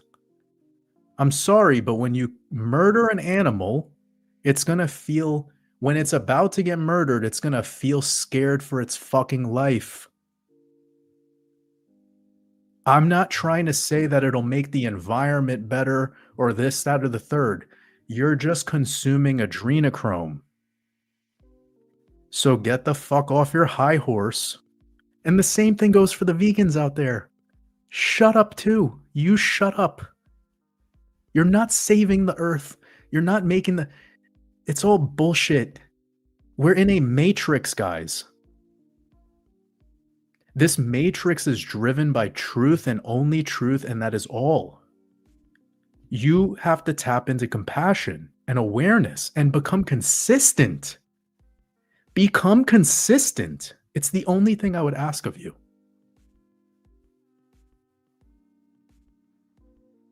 I know it's tough to go to sleep at night, but all I'm asking is be consistent. It's tough. I know. A lot of people are leaving right now. I can see the numbers dropping. It's good. The sauna got very hot there for a second. You're feeling things. I had to feel them too. I felt the same feeling. I felt the same feeling at one time. And then I got right with that feeling. I faced it. And then once I accepted it, the wings sprouted from my fucking back. I started levitating. And now every time I see an animal, every time I see a bumblebee, every time I see anything, an insect, a mosquito, or whatever, I can sense like we are one. Like there's a oneness now. For once, there's this oneness. It's beautiful. I don't even need to read books. I just interact with it all. It's all just absorbed in. And you guys have the same level. You have the same ability. Everyone who's listening here, you have the same ability. I am not special. I am not special. And I'm actually not the best at what I do. I just admitted that before. I gave a whole list of people that are way better than me at what I do. So many people better at TA than me. So many people better at decoding than me. I'm not even like the 100th, 1000th best at any of the things that I do. But one thing I'm pretty certain of is I am consistent with truth. And to me, that's the only thing that matters.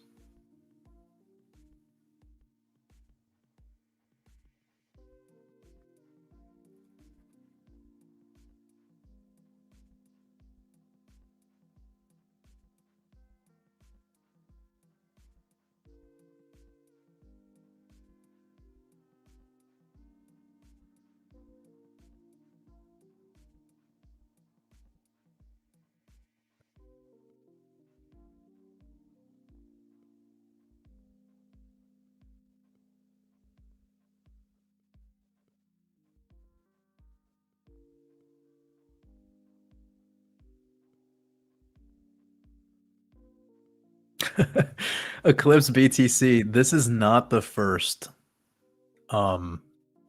time that I've heard this. Eclipse BTC, who's somebody who's been with us for a while here and has been very awesome member of our community in very, intricate ways, in ways that perhaps we don't normally see because of either talent or understanding. So, um, I'm grateful for you being a part of our community. You said I actually found out about you through a Zach rant from probably 2021 and stayed here. LOL.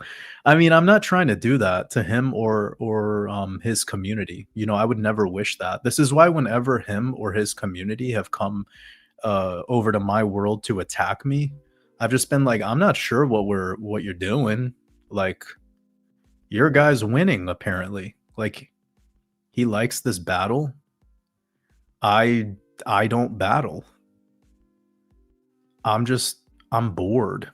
If anyone wants to battle me, I'm just bored. When you try speaking to a dog and it tilts its head at you and it's like tongue slightly sticking out? That's how I feel about people who wanna, like, fight me or, like, say they're better than me or whatever, or, like, they're I'm like, I just, like, look at them like a dog, I tilt my head, the tongue comes out, and I'm like, "Well, okay, whatever you think." I'm bored. Conflict and competition are gay. It's all gay. Crypto is gay, and this whole, like, "You're better than me, I'm better than you, you're right, I'm wrong, he predicted it, he didn't predict it," that's gay. It's all gay to me. I literally do I have reached peak, I do not give a single fuck. I'm there. I'm I'm floating, guys. It's freedom. It's a freedom that I love the taste of the air up here.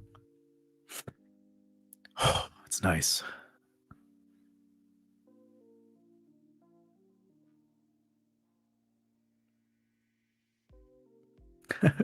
Arizona Lane, sending you love. I appreciate you.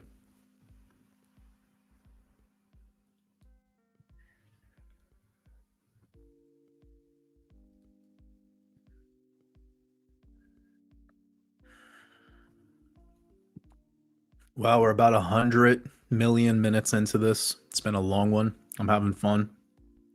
Hang out with you guys a little bit longer. Got a super chat from Michael AR35. I'm very grateful for your support. You said, can XRP become a core settlement and treasury asset by becoming a bank and having a Fed master account? I know. First of all, I want to avoid crypto questions for today. Um, I don't love to answer crypto questions on these live streams. I try to talk about life, and that's why I call it live stream of consciousness. But anyways, Michael, I appreciate your support, and what I believe is important to talk about here in response to your question is the drama surrounding this, and maybe you feel the same. Where like this whole thing where we're hearing of the back and forth behind, excuse me, the Fed master accounts and all this, and how some people are saying like there's no such thing, and it kind of became a thing at one point. I forgot, maybe like a year ago or earlier this year. I can't quite put my finger on it, but I do remember that being like the talk of the town in the XRP army or whatever they call themselves. So I try to stay away from all of that stuff. The speculation that I would rather put my energy into is price. Now I know that's not what everyone loves, and that's why I'm not in the XRP army. That's why I'm not a spokesperson for them, because I do not give my prana to all that other stuff. As a spiritual being, I like to just stay in my lane, and I'm not really too concerned about this stuff. I am solely just focusing on price, and the charts tell me everything. And right now, I must say, based on where we're at in the conversation as a whole, the XRP chart to me looks very fucking good, all things considered. I've been seeing some altcoins lately that are dropping below C19 lows. A lot of the gaming sector that did very well in the last cycle, that everyone was like, oh, I wish I invested in these coins instead of XRP. Well, they were sort of right in that way. But then, if we look at the performance on those from the end of the 2021 cycle into 2022 and all the way up till now at the end of 2025, we're actually seeing how powerful XRP is regarding the whole conversation and the chart that we're looking at today.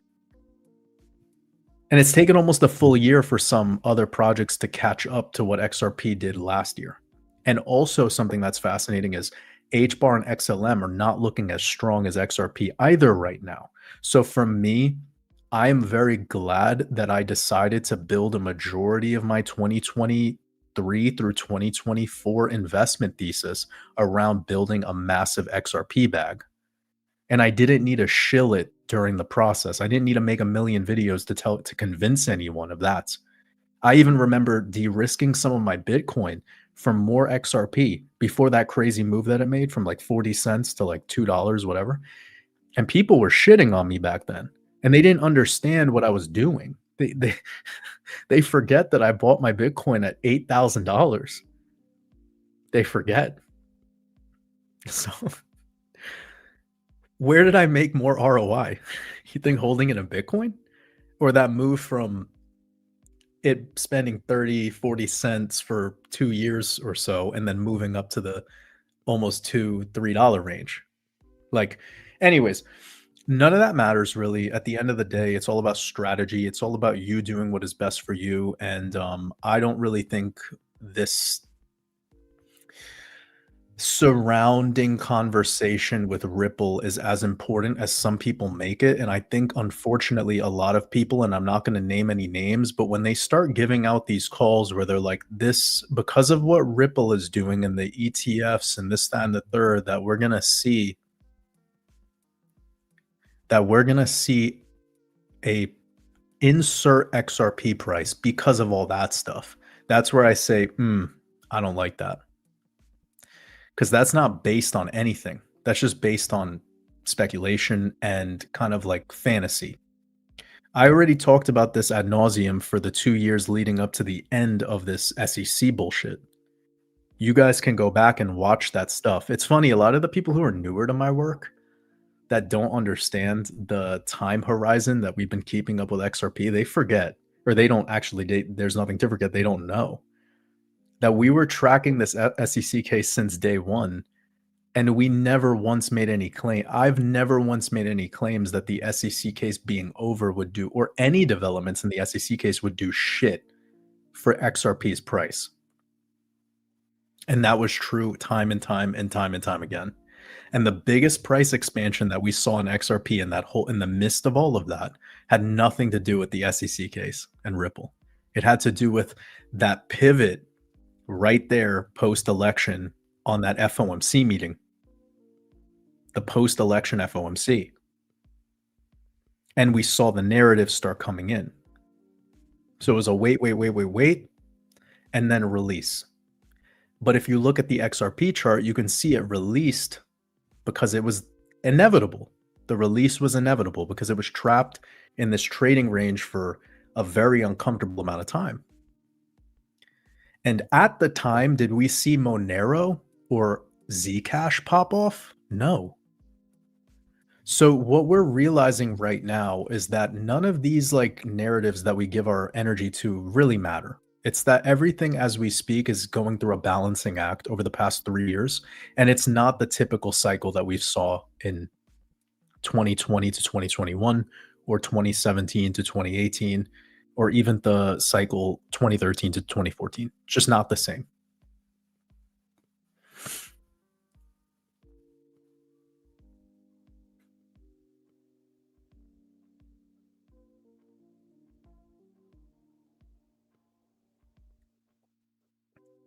Yeah, with regards to Mercury and gold, there's videos out there. It's not super easy to find, but there's videos out there. You could just dip a bar or a coin, um, gold coin, 24 karat pure, into mercury, liquid mercury. Look at what happens.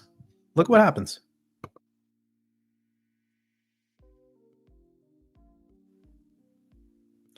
Remember what Mercury is symbolic of. Mercury. It's symbolic as the trickster. People are trying to turn lead into gold. Look at what Mercury does to gold.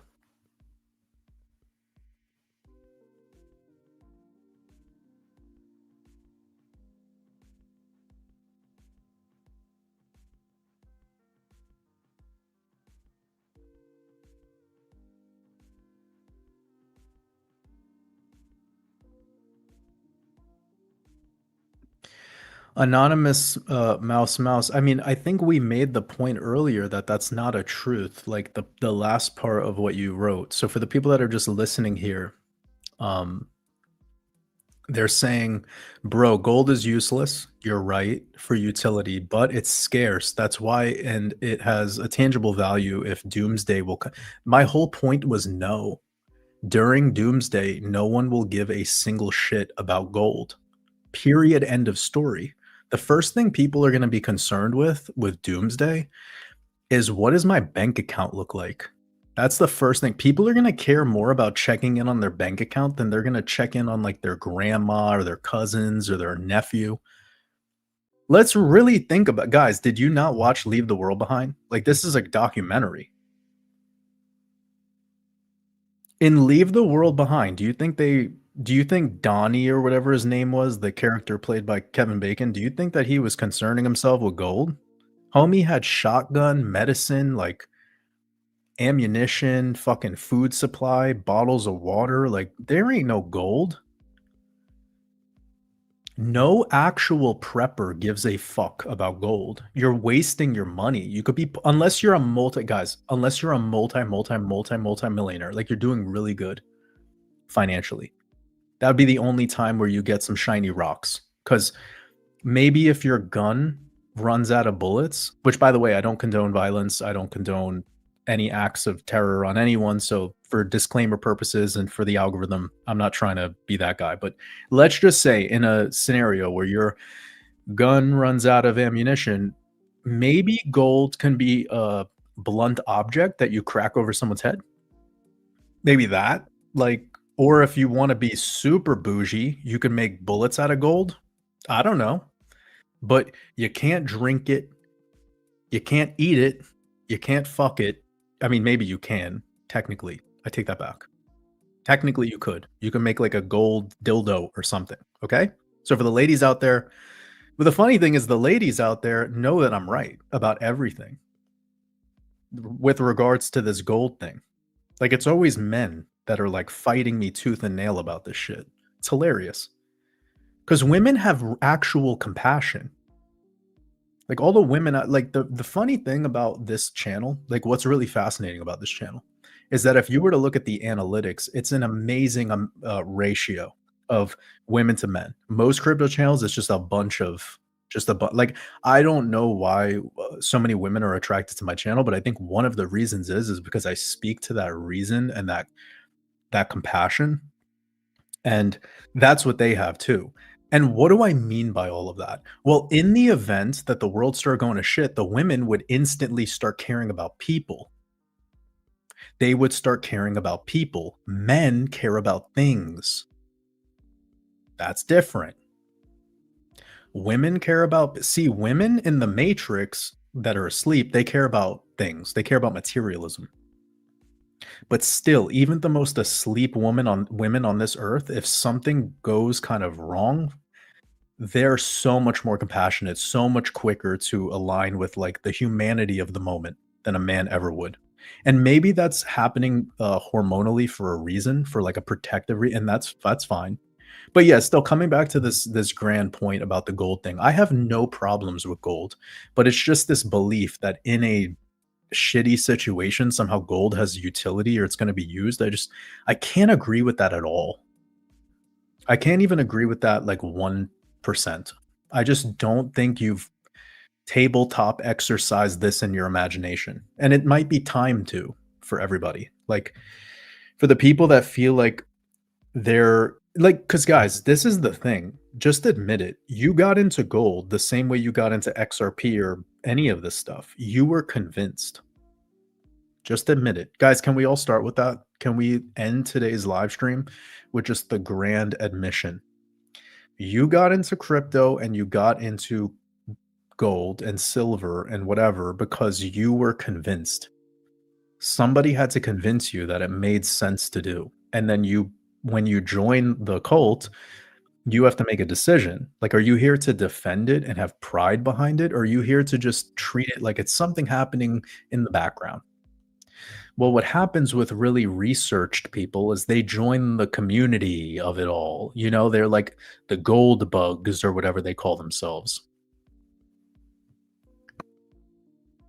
You see my point? It's the XRP army. You can't just be an XRP investor. You have to be like on in the XRP cult. Now you have to defend it. You have to like, you know what I'm saying? It becomes so weird. It's like church. Why do we do that? That's not grown up. That's daddy technology. You just like daddy always being around. So that's whoever that is for you. Is it Peter Schiff or whatever? I don't know. You know, shout out to Peter Schiff. Everyone clowns on him, but like the man can't help himself. You guys need to realize when you're so deep into a cult, you have to make reality bend and be malleable to that thing that you've committed to. One thing that's clear about Mr. Schiff is that he is committed. At least he's committed. At least he's committed. So respect. He's dying like he's dying slowly with the sinking ship, and it's like it's just whatever. Gold is doing really good right now though, apparently. But guys, like just look at the price increase on everything since 2020 to 2025 and then think about how much gold has gone up. Gold has not outpaced that, not even partially. Take anything right now. Go to 2020, play this game with me real quick, okay? For everybody who's like slobbering all over gold, all right? Go to 2020, go to today. Look at how much food has gone up. Look at how much gas has gone up. Look at how much all of your utilities have gone up.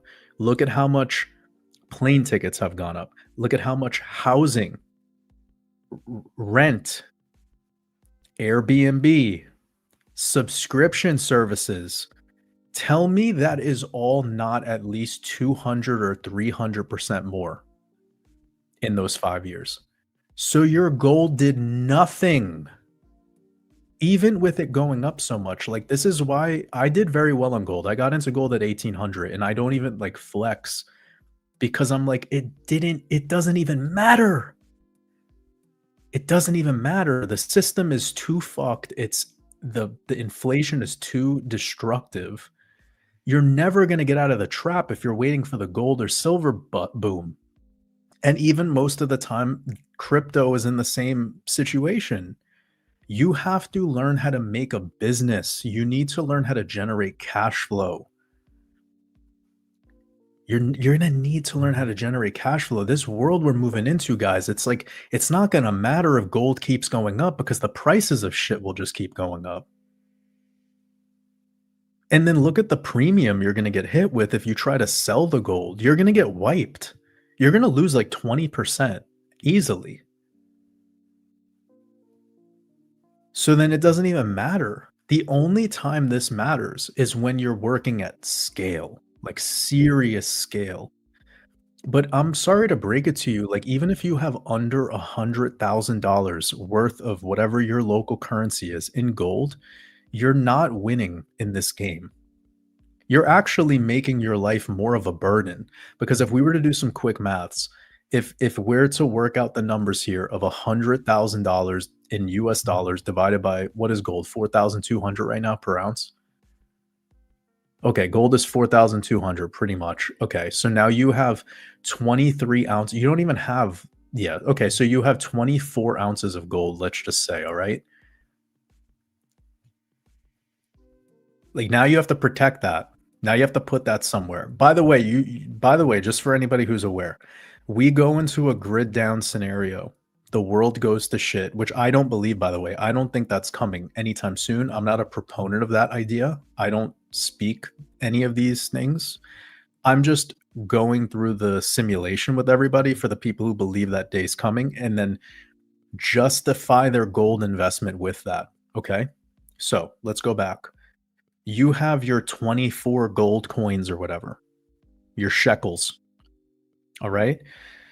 Shit goes crazy. And by the way, everyone's houses are getting raided because gangs are gonna form and the gangs are gonna go house to house to house to take all the shit. That's how it goes. So then after they're done, anytime they see a safe, what do you think they're gonna do with it? And then what is your game plan? You're gonna drive around in your pickup truck with the safe, and then you're gonna lug it into every hotel or place what are you really thinking you're gonna do? Please, let's go through the scenario. Are you gonna walk around with your gold coins in a pouch like a leprechaun? Seriously, gameplay the scenario with me, guys. You're gonna be a fucking leprechaun? You're gonna walk around with a baggie of gold? Is that your plan? Is that your plan? You see how fucking dumb it sounds? Like, your ass ain't gonna be worried about gold, it's gonna be worried about water, it's gonna be worried about supplies, it's gonna be worried about where's my next hot shower, where can I eat some warm food, like, it's gonna be trying to find little, gas canisters to start up a camping stove. You're gonna be trying to find a fucking camping stove, you're not gonna be lugging around your safe in your pickup truck because it has 24 gold coins in it. Let's get real here. So I think I've made enough statements today. I don't really think about the end times. I don't concern myself with the end or what's coming or preparing for any of that. I am present. I am building presently. I'm not worried about any of that shit. And I'm actually thinking the more content and the more popular this idea becomes, the more I actually start to think it won't happen because it's way too popular. It's just way too popular.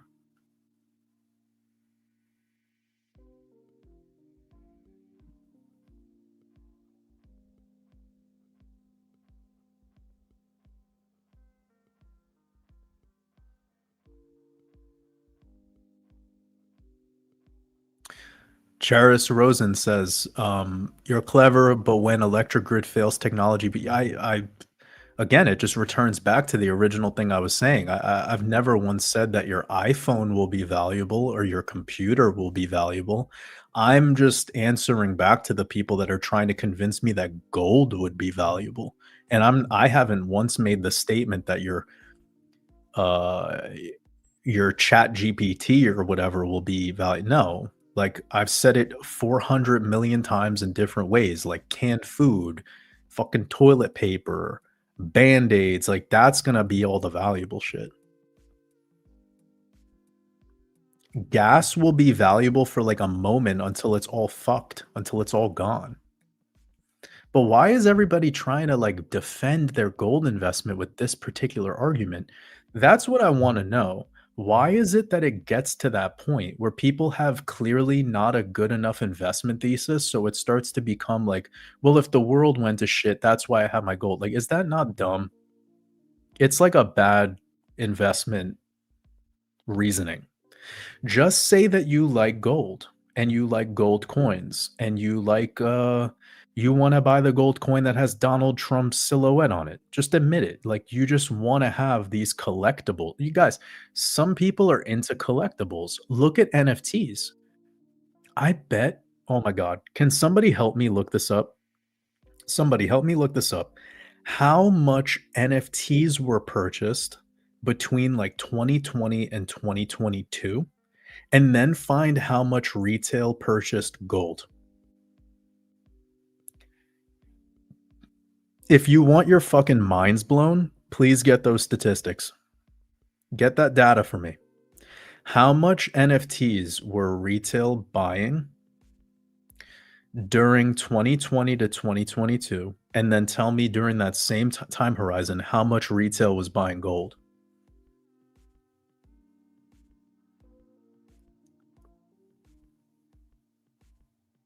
People were buying digital yachts in the metaverse who didn't even have a boat in their real life. People were trying to acquire digital real estate. I remember this one guy, this one like influencer, I don't remember his name, but he had like hundreds of thousands of subscribers and he was making content about buying digital real estate. I was like, "What the fuck are you talking about? Digital real how dude, dude, the Jews won. They won. I'm just gonna say it. Kanye was right. Like, we're fucked. The Zionists won. We're fucked. Digital real estate, guys. People are living with their child in a one-bedroom apartment, and the people out there buying like a digital apartment in the metaverse next to Snoop Dogg's mansion in like a apartment complex. This is not new. This was like 3 years ago minimum.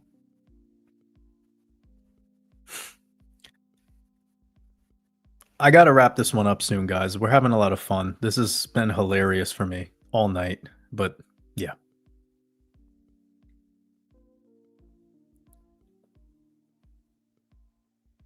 We had a lot to say, a lot to laugh about. Evie Cloudy says, I don't know what you're talking about, but your voice is hot. All right. Thank you. It means a lot.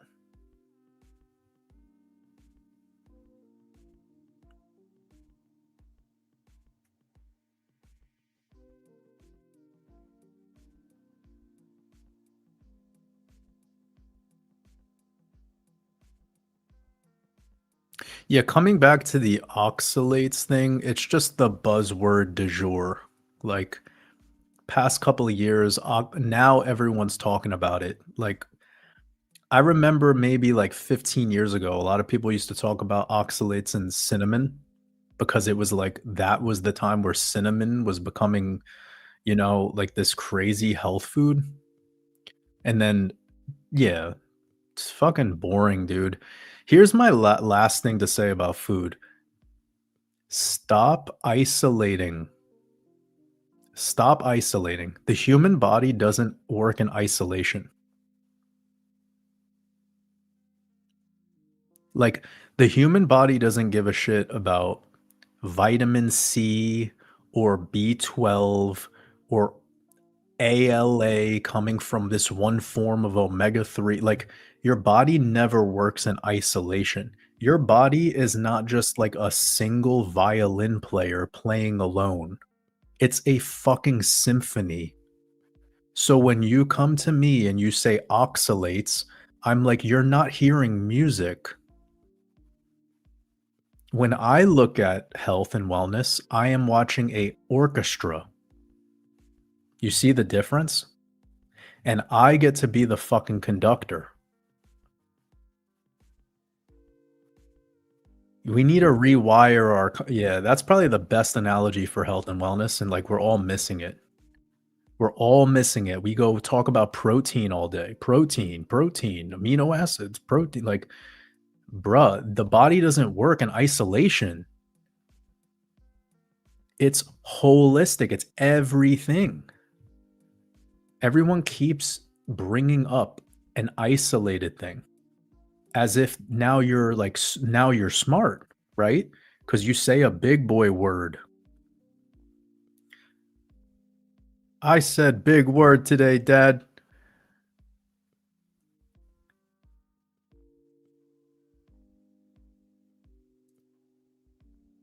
I said citrulline. I learned that it was a complete protein. It's like, stop teething. Like, take the pacifier out, bruh. Just don't talk about food or health and wellness until you're ready to see it for what it actually is, which is that food is nourishment. It's not calories, fiber, carbohydrate, it's not sugar, it's not glucose, it's nourishment. We're no longer grateful or connected to the food. It's all about the isolation principles. So we have been hijacked. We have been hijacked. And this is why we're no longer wise, because we don't see how interconnected everything is. All we care about now is protein.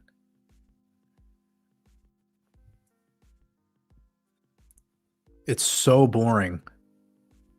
Because for me, when I'm looking at the orchestra, I feel like people who talk about protein are like playing with ChatGPT, like they're just alone with their computer, bored, with like Cheeto dust over their keyboard.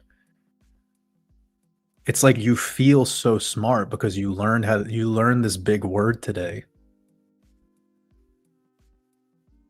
Like gluconeogenesis. Oh, ooh, he said big word. It's like, you know, when people watch Ben Shapiro, this is so funny. This is why I don't debate because I don't like, again, competition's gay. But coming back to like the whole people who got famous off of debating, like Jordan Peterson, Ben Shapiro, like the whole lot, their technique is just dazzle. Guys, be careful for the dazzle. Be careful for the dazzle. Like, you guys, all of you know about basketball, right? There's this guy who plays basketball. His name is the Professor. He can do these crazy dribble moves. Go look up the Professor basketball on YouTube. Just crazy. He's like breaking people's ankles. Like, put him in the NBA. Put him in the big leagues, and let's see how all that dazzle does. Let's see the dazzle razzle dazzle. Let's see how many points he scores. He ain't gonna do shit. He ain't gonna do shit because the dazzle don't matter. You can dazzle razzle dazzle all day, but that doesn't mean anything. Excellence is not about the razzle dazzle. It's about fucking being a Ginsu blade. It's about being sharp and direct and simple.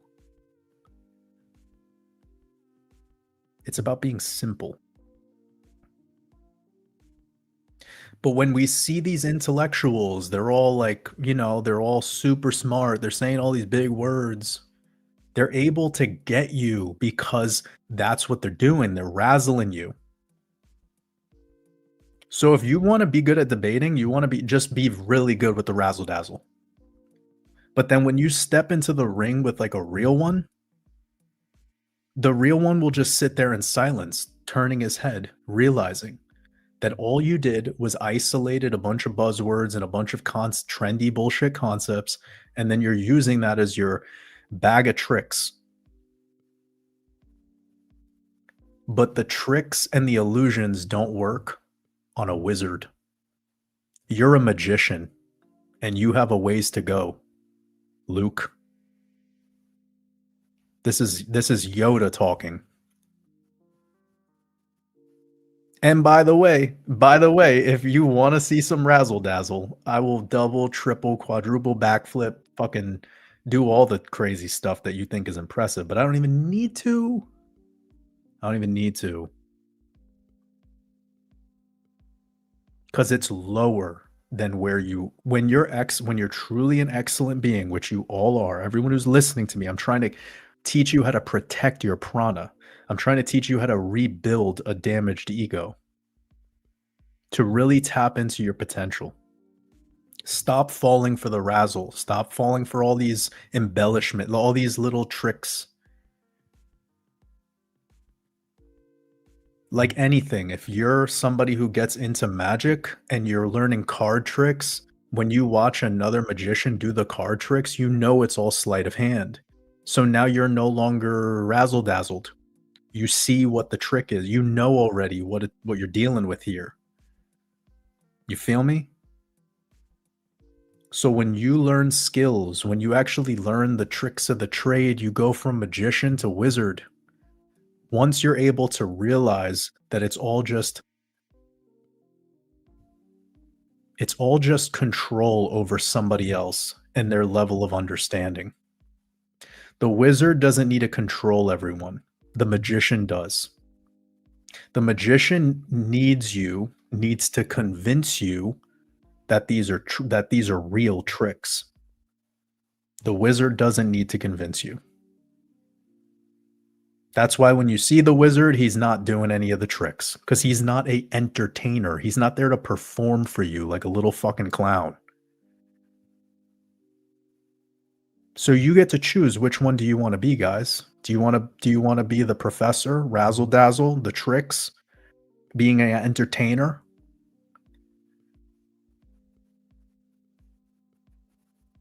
Because if you're the entertainer, then guess what? That means you're the one being used. You're just the puppet on the strings. Why do you think they love all these people in the conspiracy world that are doing all the things they're doing? Alex Jones, all of them, Candace Owens. Zionists love them because they're just playing daddy technology for the people that are a little bit more quote unquote woke or whatever they prescribe to. But that's not excellence.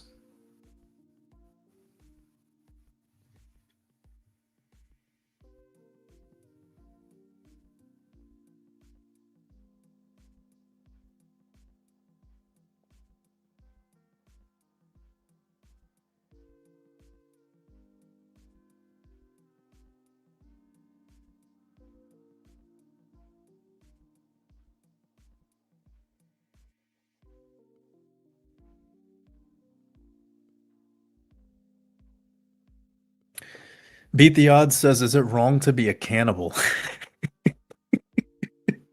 This is how you know we've made it to like the far end of the this is the end of the today's live stream. We've made it to the far end of the ethics slash morality slash like where do we go from here? This is where this question lands. It's hilarious. Is it wrong to be a cannibal? I mean, technically, it sounds a lot more like, it sounds like how do I say this?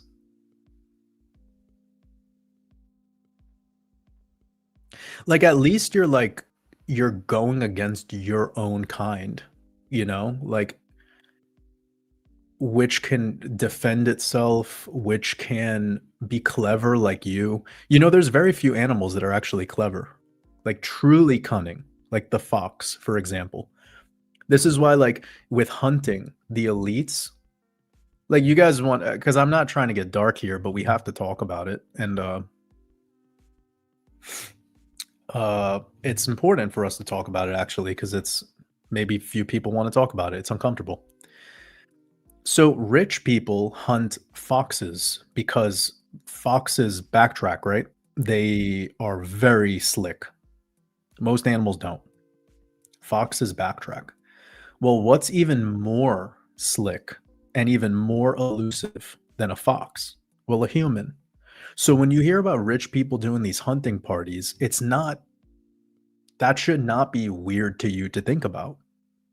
Of course, it is weird to do. It's fucked up. It's insane, psychopathic, but I'm just letting you know the people who rule the world, they're bored.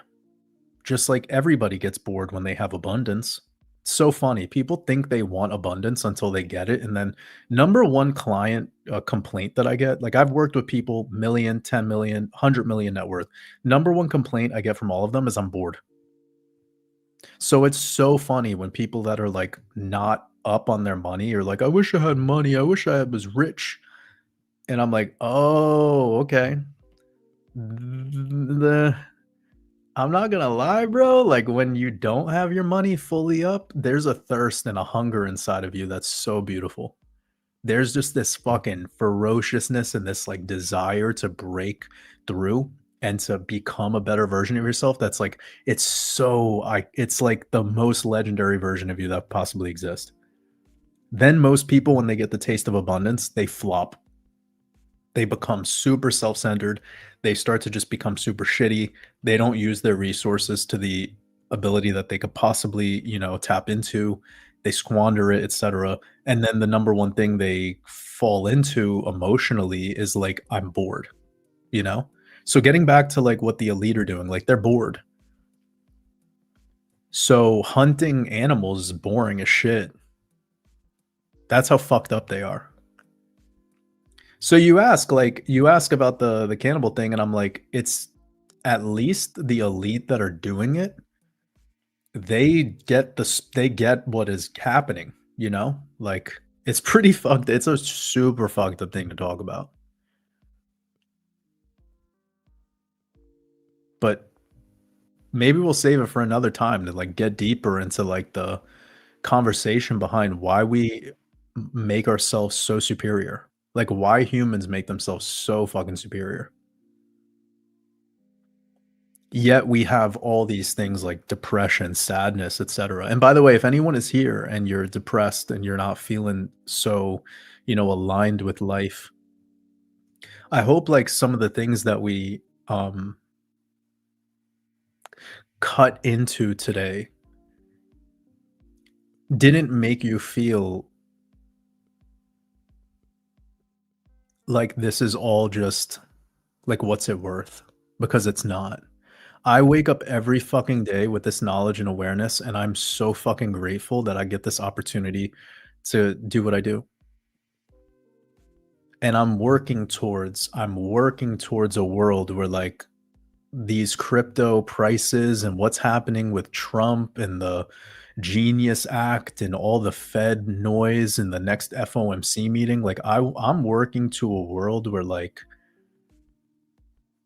that shit ain't even slightly important in my day. And I'm gonna continue to build and build and build to a craft a world that is the world that I want to enjoy with all of you. So anything that sounded doom and gloom or whatever, like don't take it that way. Cause this is like I feel like I'm about to go on a generational run. If anything, let me be the vessel of this kind of like dark awareness so that you can fucking access the light. Like I've already been through so much with diving deeper and deeper and deeper into these places that are very scary. Like they're very scary to confront. The most difficult thing is to have forgiveness. The most difficult thing is to have forgiveness. There's every one of you right here are holding on to a grudge about something and someone.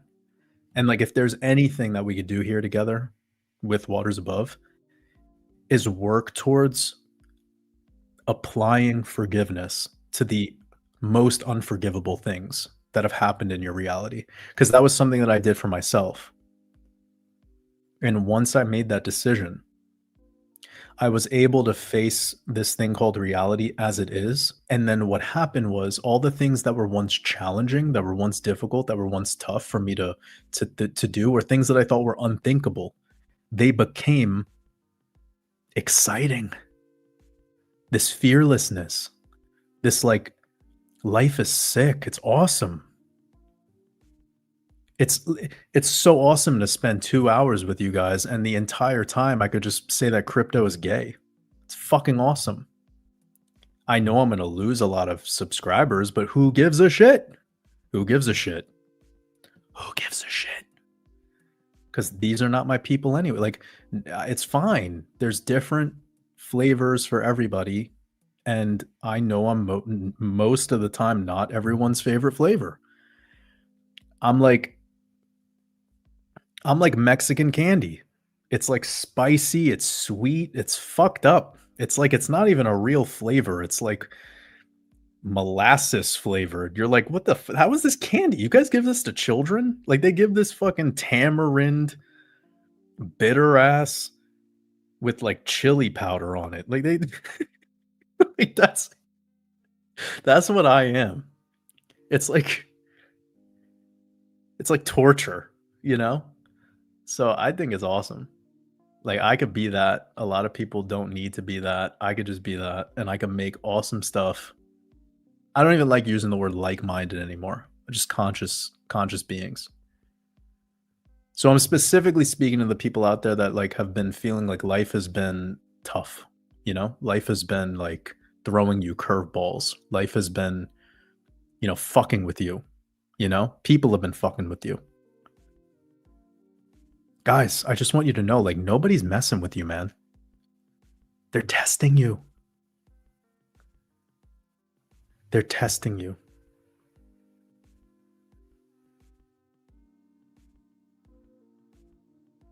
And you make a choice when somebody puts a test in front of you. Are you going to take it or are you going to walk away?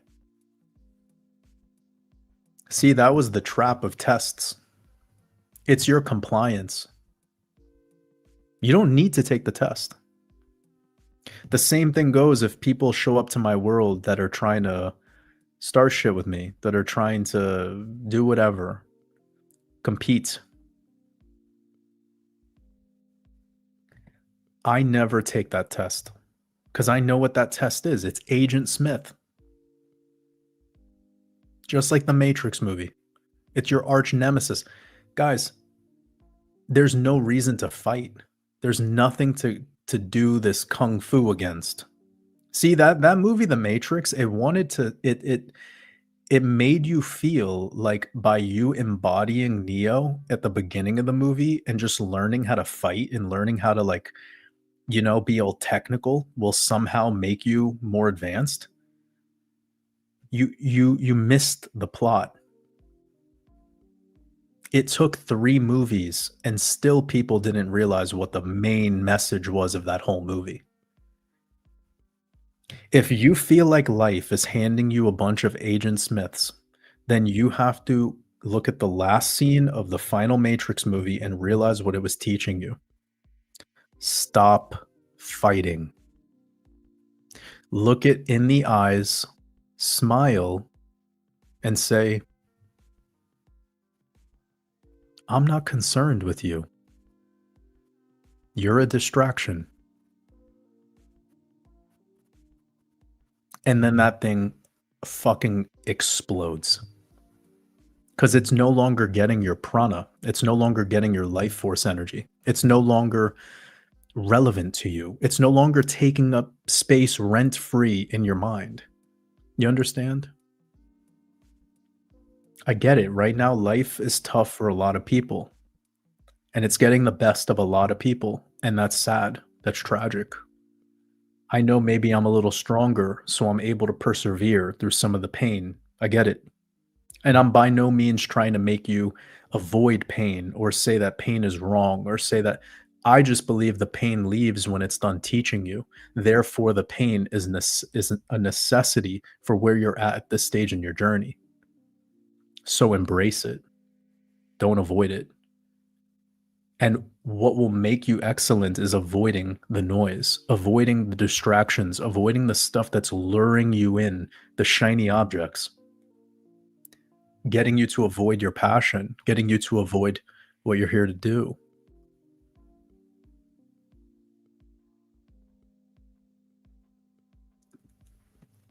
Digital Hutch, you said we need waters above radio, no cheese, authentic music. Yeah, I appreciate your support, brother. Truly. With the new platform coming out, you never know. You never know.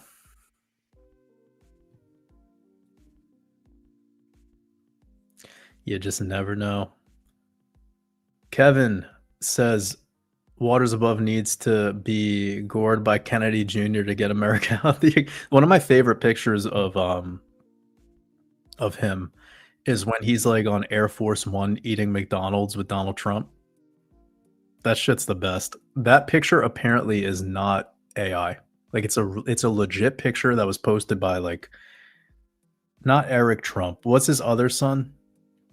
It was literally posted by like one of Trump's kids.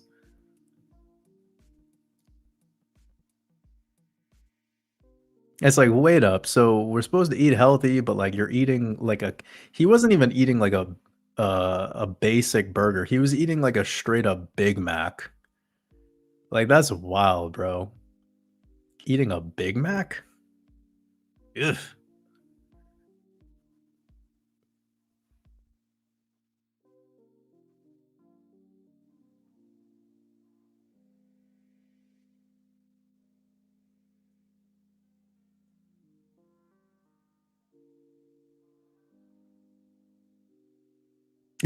A Red Bull vodka. No, literally, when I started talking about what I was talking about, saw the number drop by like 50 people almost instantly. Like, it'd be a hell of a coincidence.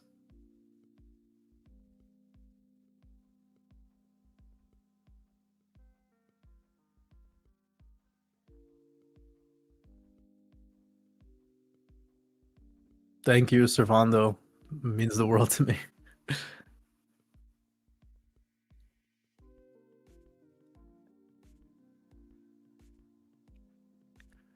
Ms. Dell 7, I appreciate you. It's all love.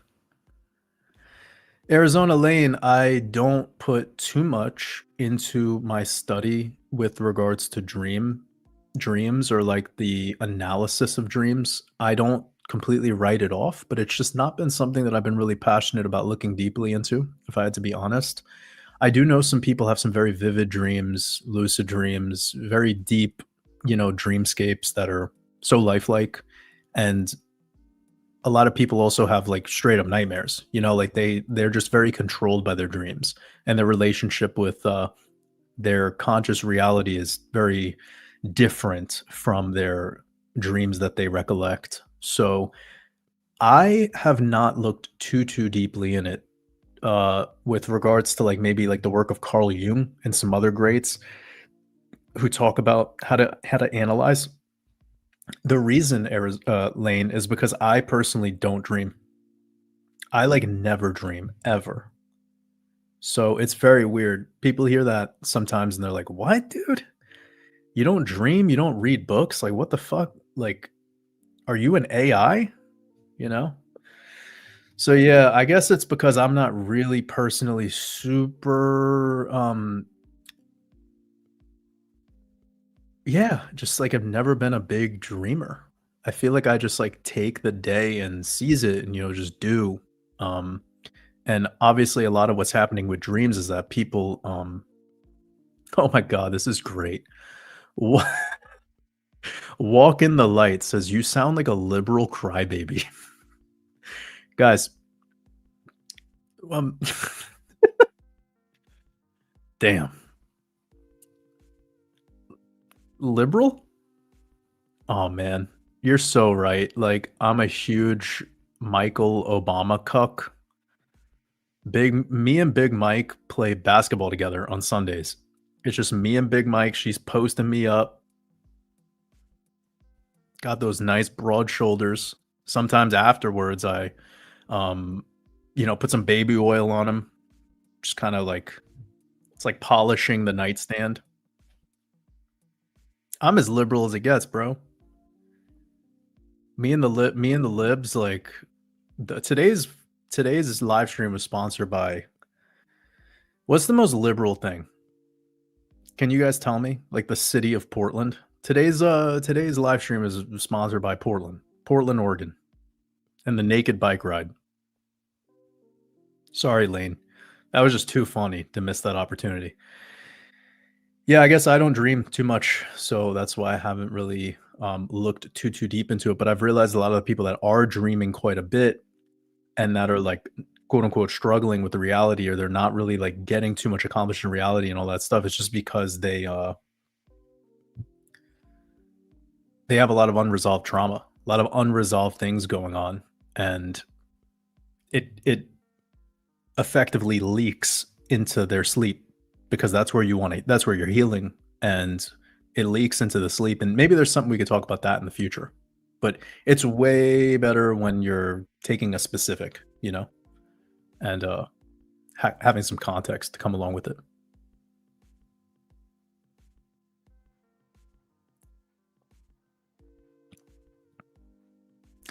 Jeff BB9043 says, "Thanks for leading off the last live stream with vaping is gay. I'm using that to help me quit."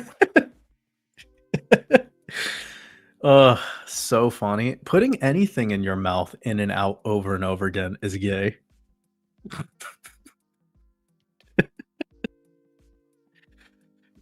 Ooh. Let's say it again. Putting anything in and out of your mouth over and over again is gay. Maybe that'll help you quit faster.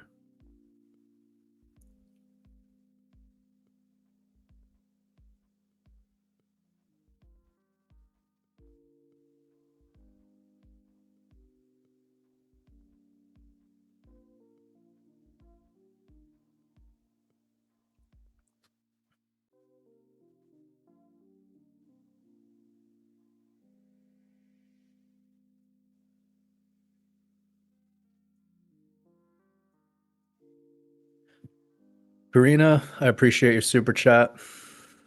You said just got here. Hope you can talk a little bit about the cannabis psyop. Stop smoking weed. sorry, I saw a week and it's 2.5 hours late into this live stream. I need to head out, man. But Karina, I love you. I appreciate you. Let's do my best here. I think effectively, like everybody wants to be given a pass to do the things that they want to do. And if they can justify it somehow, that it kind of enhances its technological ability to be accepted and to be like invited into the home, if you know what I mean. Invited into the temple, as I like to call it. Your body is a temple, all right? Now, that's kind of what the cannabis psyop started with. It was like we had all of this overly negative content and, like government around cannabis. And then it just flip-flopped. And when it flip-flopped was at the perfect timing where the industry, the vampire, if you will, had lost its source of blood to suck. So the cannabis industry was just a new jugular vein, and that's all it was. So like the huge boom of it going from being like it's bad for you to like people do it anyways to then like a prohibition kind of situation to then now it's legal. And like what's so hilarious, speaking of the liberal thing that somebody mentioned before, it's like that was the exact community that took it and ran with it the most, because they love daddy government saying like it's okay, So like it was super hilarious to see the liberal people being like, yeah, weed is good, cures cancer, like all of this, weed doesn't cure cancer. First of all, cancer isn't even cancer, what they're telling you. It's a parasitic infection. You are loaded with heavy metals and parasites. Okay? They call it cancer. Anywho, that's another conversation. Ultra controversial, but people just got to learn. Like, you need to learn how to detox the body. So, I don't know how much we can really get deep into this, but like now I see the new way to smoke cannabis is like in a vape pen. Again, vaping is gay, but doing it in a vape pen, it's like it's just getting more and more and more the transhuman, Aquarian wet dream of the Zionists. They want everyone high. They want everyone fucked up. They want everyone just like off their game, and they want everyone abusing everything. Now, by the way, you can grow your own. You can make your own papers. You could do whatever you want. You can make your own beer. You can make your own wine. You can make your own gin. You can make your own. I don't care what you create or what you make or whatever. It's way better than consuming the Franken shit that they're making in these dispensaries. So it's a better way to start heading. But the problem with regards to the temple is your temple is not designed to consistently have smoke going through the respiratory system. So if you are to consume it, then you would want to consider eating it. But then that's another psyop because look at what that's become. Now it's all about gummy bears and all this. Like, guys, it's okay if you just want to be fucked up, then just get fucked up. But like trying to make it so it's a health craze or it's better for you or it gets rid of your anxiety or it gets rid of your like pain. So painkillers are now good. We're so fucking soft. Humans are soft. We're the only creature on this fucking planet that needs medicine, that needs something to make the pain not hurt. I mean, all pregnancies, women just used to do it. One of the worst things a woman could do is take an epidural. Now, I'm not a woman. I have not given birth. I'm not trying to speak on behalf of other women. I get that you have to do you. And you're being brainwashed all the time that it's going to be so painful and so bad for you. And this is nobody's teaching you solutions. Nobody's teaching you how to go the natural method. So then you're there, the baby's about to pop out, like whatever. And then they're just like, you're all stressed and you don't know what to do. So you just say yes. And then you do it. And then boom, it's magic. It's sorcery. So I'm just mentioning, like, in general, everybody has become so soft where there's always something to soften being conscious or alive or experiencing. Everything needs to be slightly numbed. And by the way, everybody wants to only feel pleasure. So our society today is primed for just being zonked out on weed all day. It's primed. We're at like peak level of just get everyone to be absolute fucking zombies. And then what's even better is make them feel like they're healthy while they're doing it. Ain't that some shit?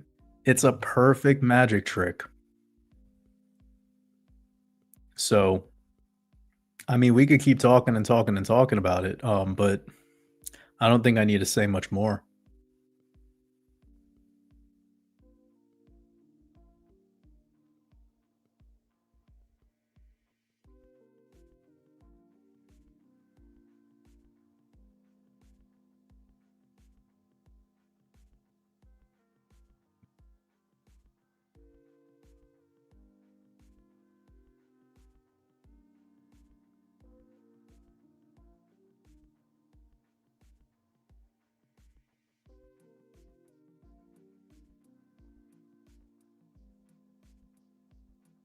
Beat the odds makes a good point, but is missing my point.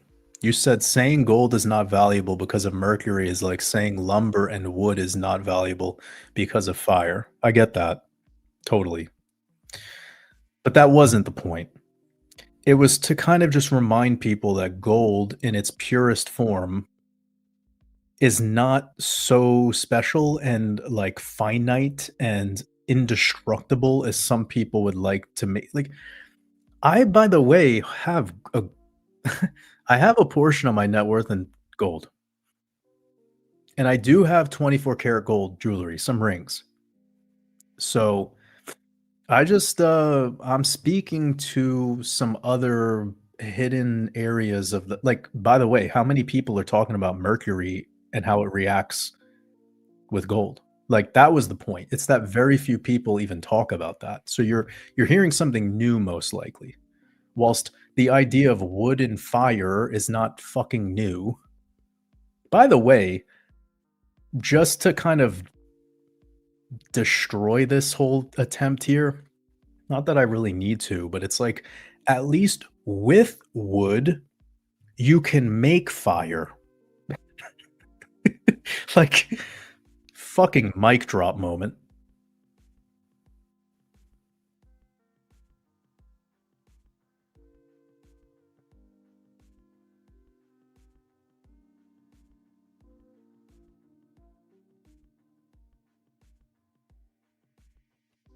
Dark Elf said that's crazy. I had no idea pure mercury eats gold and turns it into scrap. It turns it into a pool of fucking trash.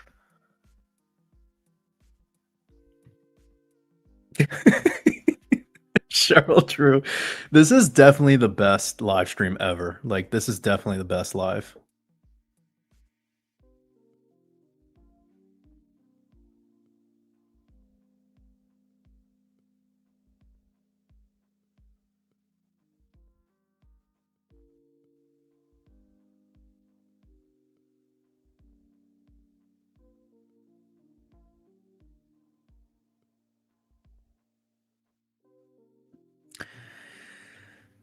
Bernie Layman.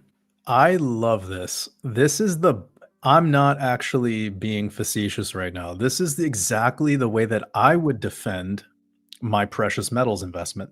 This is it.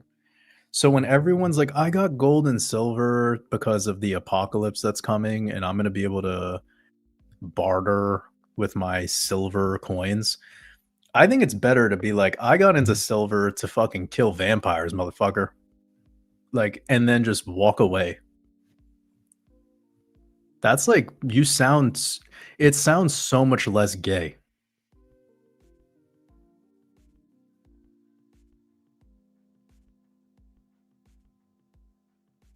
That's correct.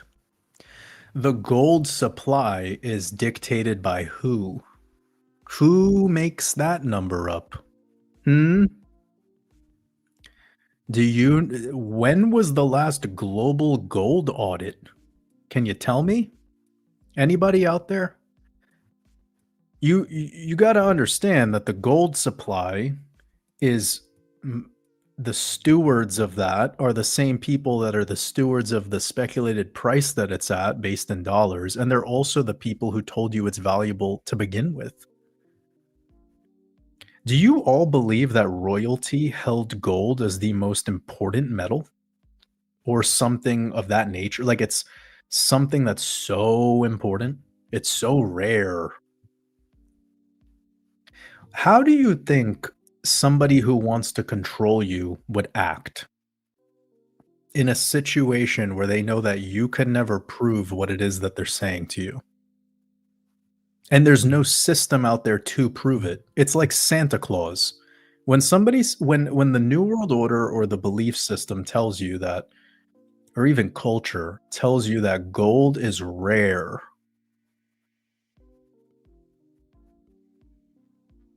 what is your ability to combat that statement? What is your ability to come back at that? What are you working with? It's kind of like why defending the earth shape is so retarded to me. Like the people that are like, the earth is flat. No, the earth is round. No, the earth, but it's like, bro, who told you that it's round and who's now like, how do you get to prove that it isn't? They've created a system that is like impregnable. Like you can't even get in a boat and go where you want past a certain perimeter. Otherwise, the fucking Navy shows up with like Gatling guns and then just like makes you piss your pants. You're not even going to Antarctica. Like you have no say in this conversation. Yet those are the people that are the same people that have come up with this belief that gold is rare.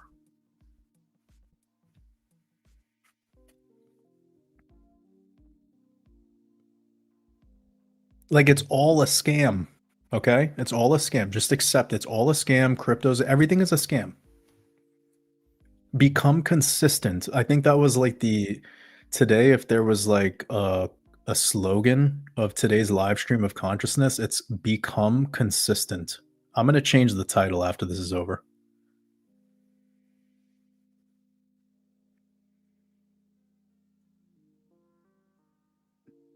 Yeah, Pussifer is a good band.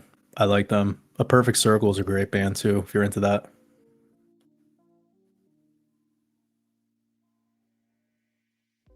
Damn, I wasn't expecting to go for 3 hours. I really do have to go.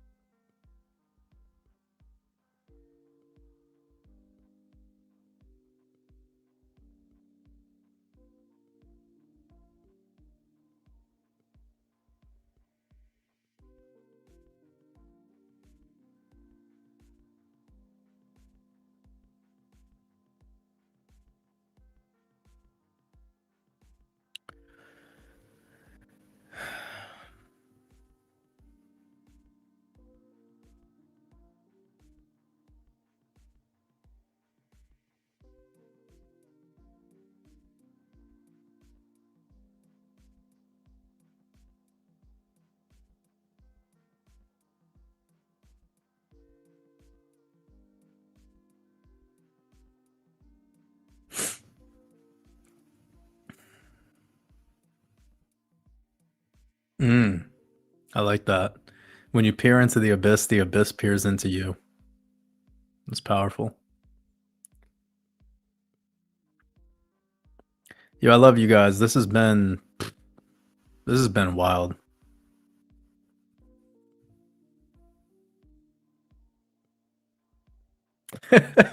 Black Squirrel. He's gonna need a spotter on this one today. He said, "I'm lifting weights. Stop making me." I'm the worst thing that you could listen to while you're working out.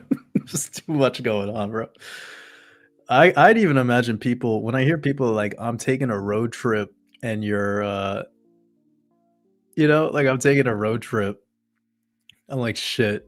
I'm probably like the worst guy to listen to when you're driving a car. Somebody, who was it? I think is it oh, fuck. War Machine. Is War Machine hanging out with us? War Machine said that when they were doing Lyft or like Uber, that they would play.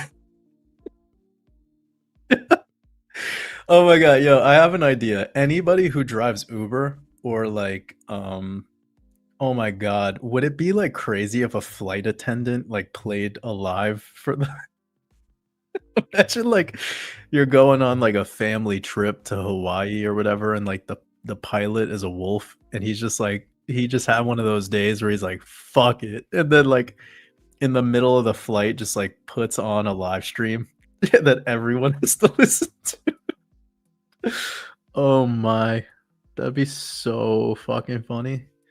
But no, if you guys drive Uber or Lyft or whatever, like, it would be hilarious. Just play a live stream. Play this exact live stream while you're driving people, and don't talk to them. Don't say a word. Just just drive.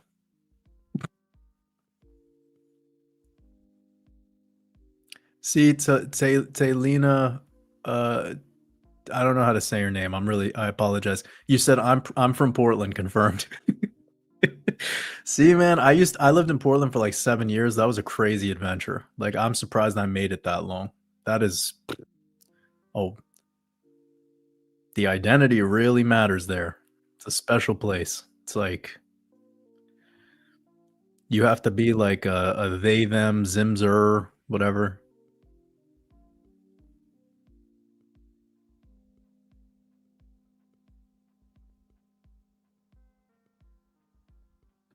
No, I don't smoke. I don't smoke anything. Never have.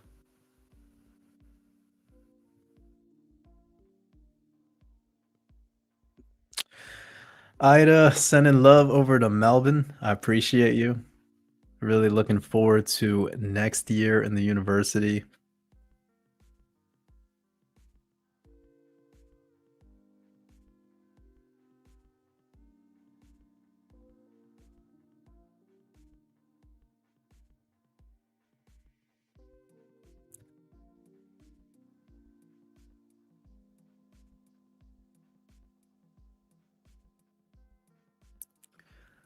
Somebody said, "Oh, that's I I'm assuming you're joking, Evie, but that's I don't know what to say to that. I'm not that special, but I hope you're okay, truly. That breaks my heart when I see things like that." Brian Hardy said, "Shout out Sarah Lynn." That's right. Shout out to Sarah Lynn. Appreciate you. I don't know. I didn't see you in the chat unless you're under some other name. Jay Brain said, "The anxiety I get from weed is diabolical." Yeah, happens to a lot of people.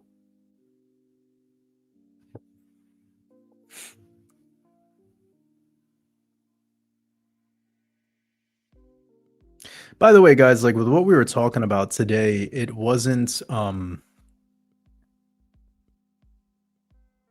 to be polarizing in the way of like if we made fun of something or we're just having fun, it's not like it's an all or nothing, you know, like it's all about like what works for you, you know? Like you got to find what works. My whole thing is I'm just going to challenge all the stuff that everyone's so absolute about. You know, I think that was really that's really the point of what we're doing here. This like exercise that we're all going through together. It's like exercise class. Yeah? And when people are showing up with absolutes or people are showing up with this like really like certain way of perceiving anything, like it's kind of fun for us to, you know, poke the bear or whatever. Even though don't poke bears, bears are gay, and then they'll try humping your leg or something.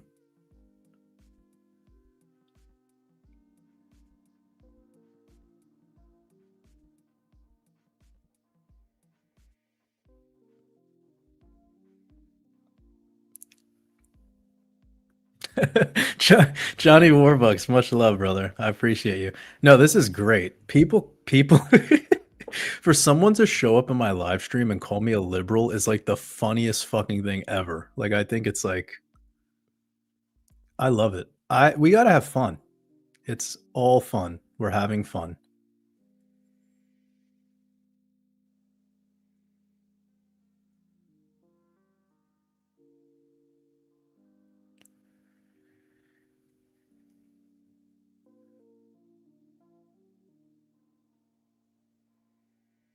This chat is going crazy. Like you guys are I've never seen such I've never seen such an active chat for only 300 people. Like this is crazy. All right, guys, I gotta go. Yeah, this is we're gonna end this on today. Liberal is the new racist. No, no, it's like there's so much more to that. There's so much more that goes into this. What was the big takeaway today, guys? What was the big takeaway? You guys let me know. The big takeaway is that today's sponsors were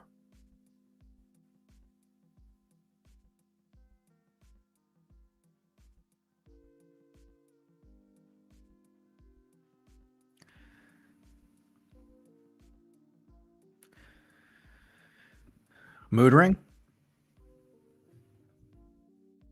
um, Mood Ring, the liberals, uh,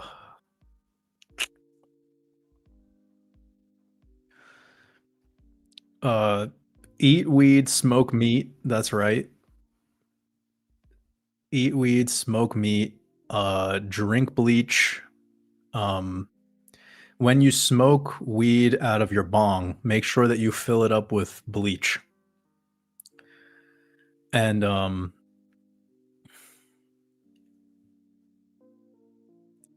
it's not gay if there's bleach in it.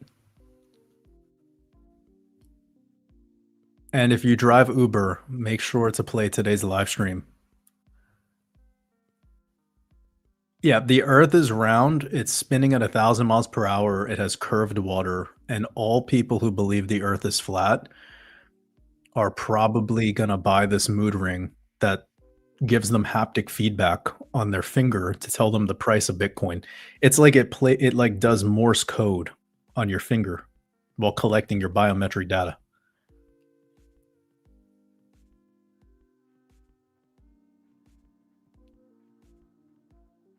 That means the world to me, Jacob. I appreciate you, bro. Sending lots of love. Guys, on a more serious note, I love you all. This was 3 hours of just like, man, unbelievable. I appreciate you all. Truly, I gotta go. It's been amazing. I hope you all have a beautiful rest of your weekend. For those that are over in our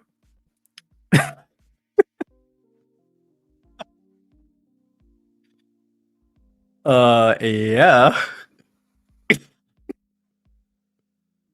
No, dude, no. I mean, come on. We're just fucking around, guys. Don't do that. Don't do that. Don't do that. I gotta watch myself. Some people might think like because the line between serious waters and funny comedy gold waters is like super undeterminable depending on the temperature, you know? You guys are funny as hell.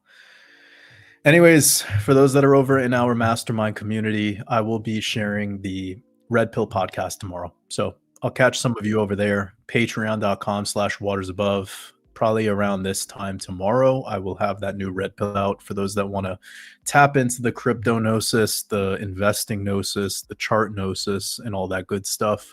I appreciate every single one of you. I hope you have a beautiful rest of your weekend in the Matrix. Much love.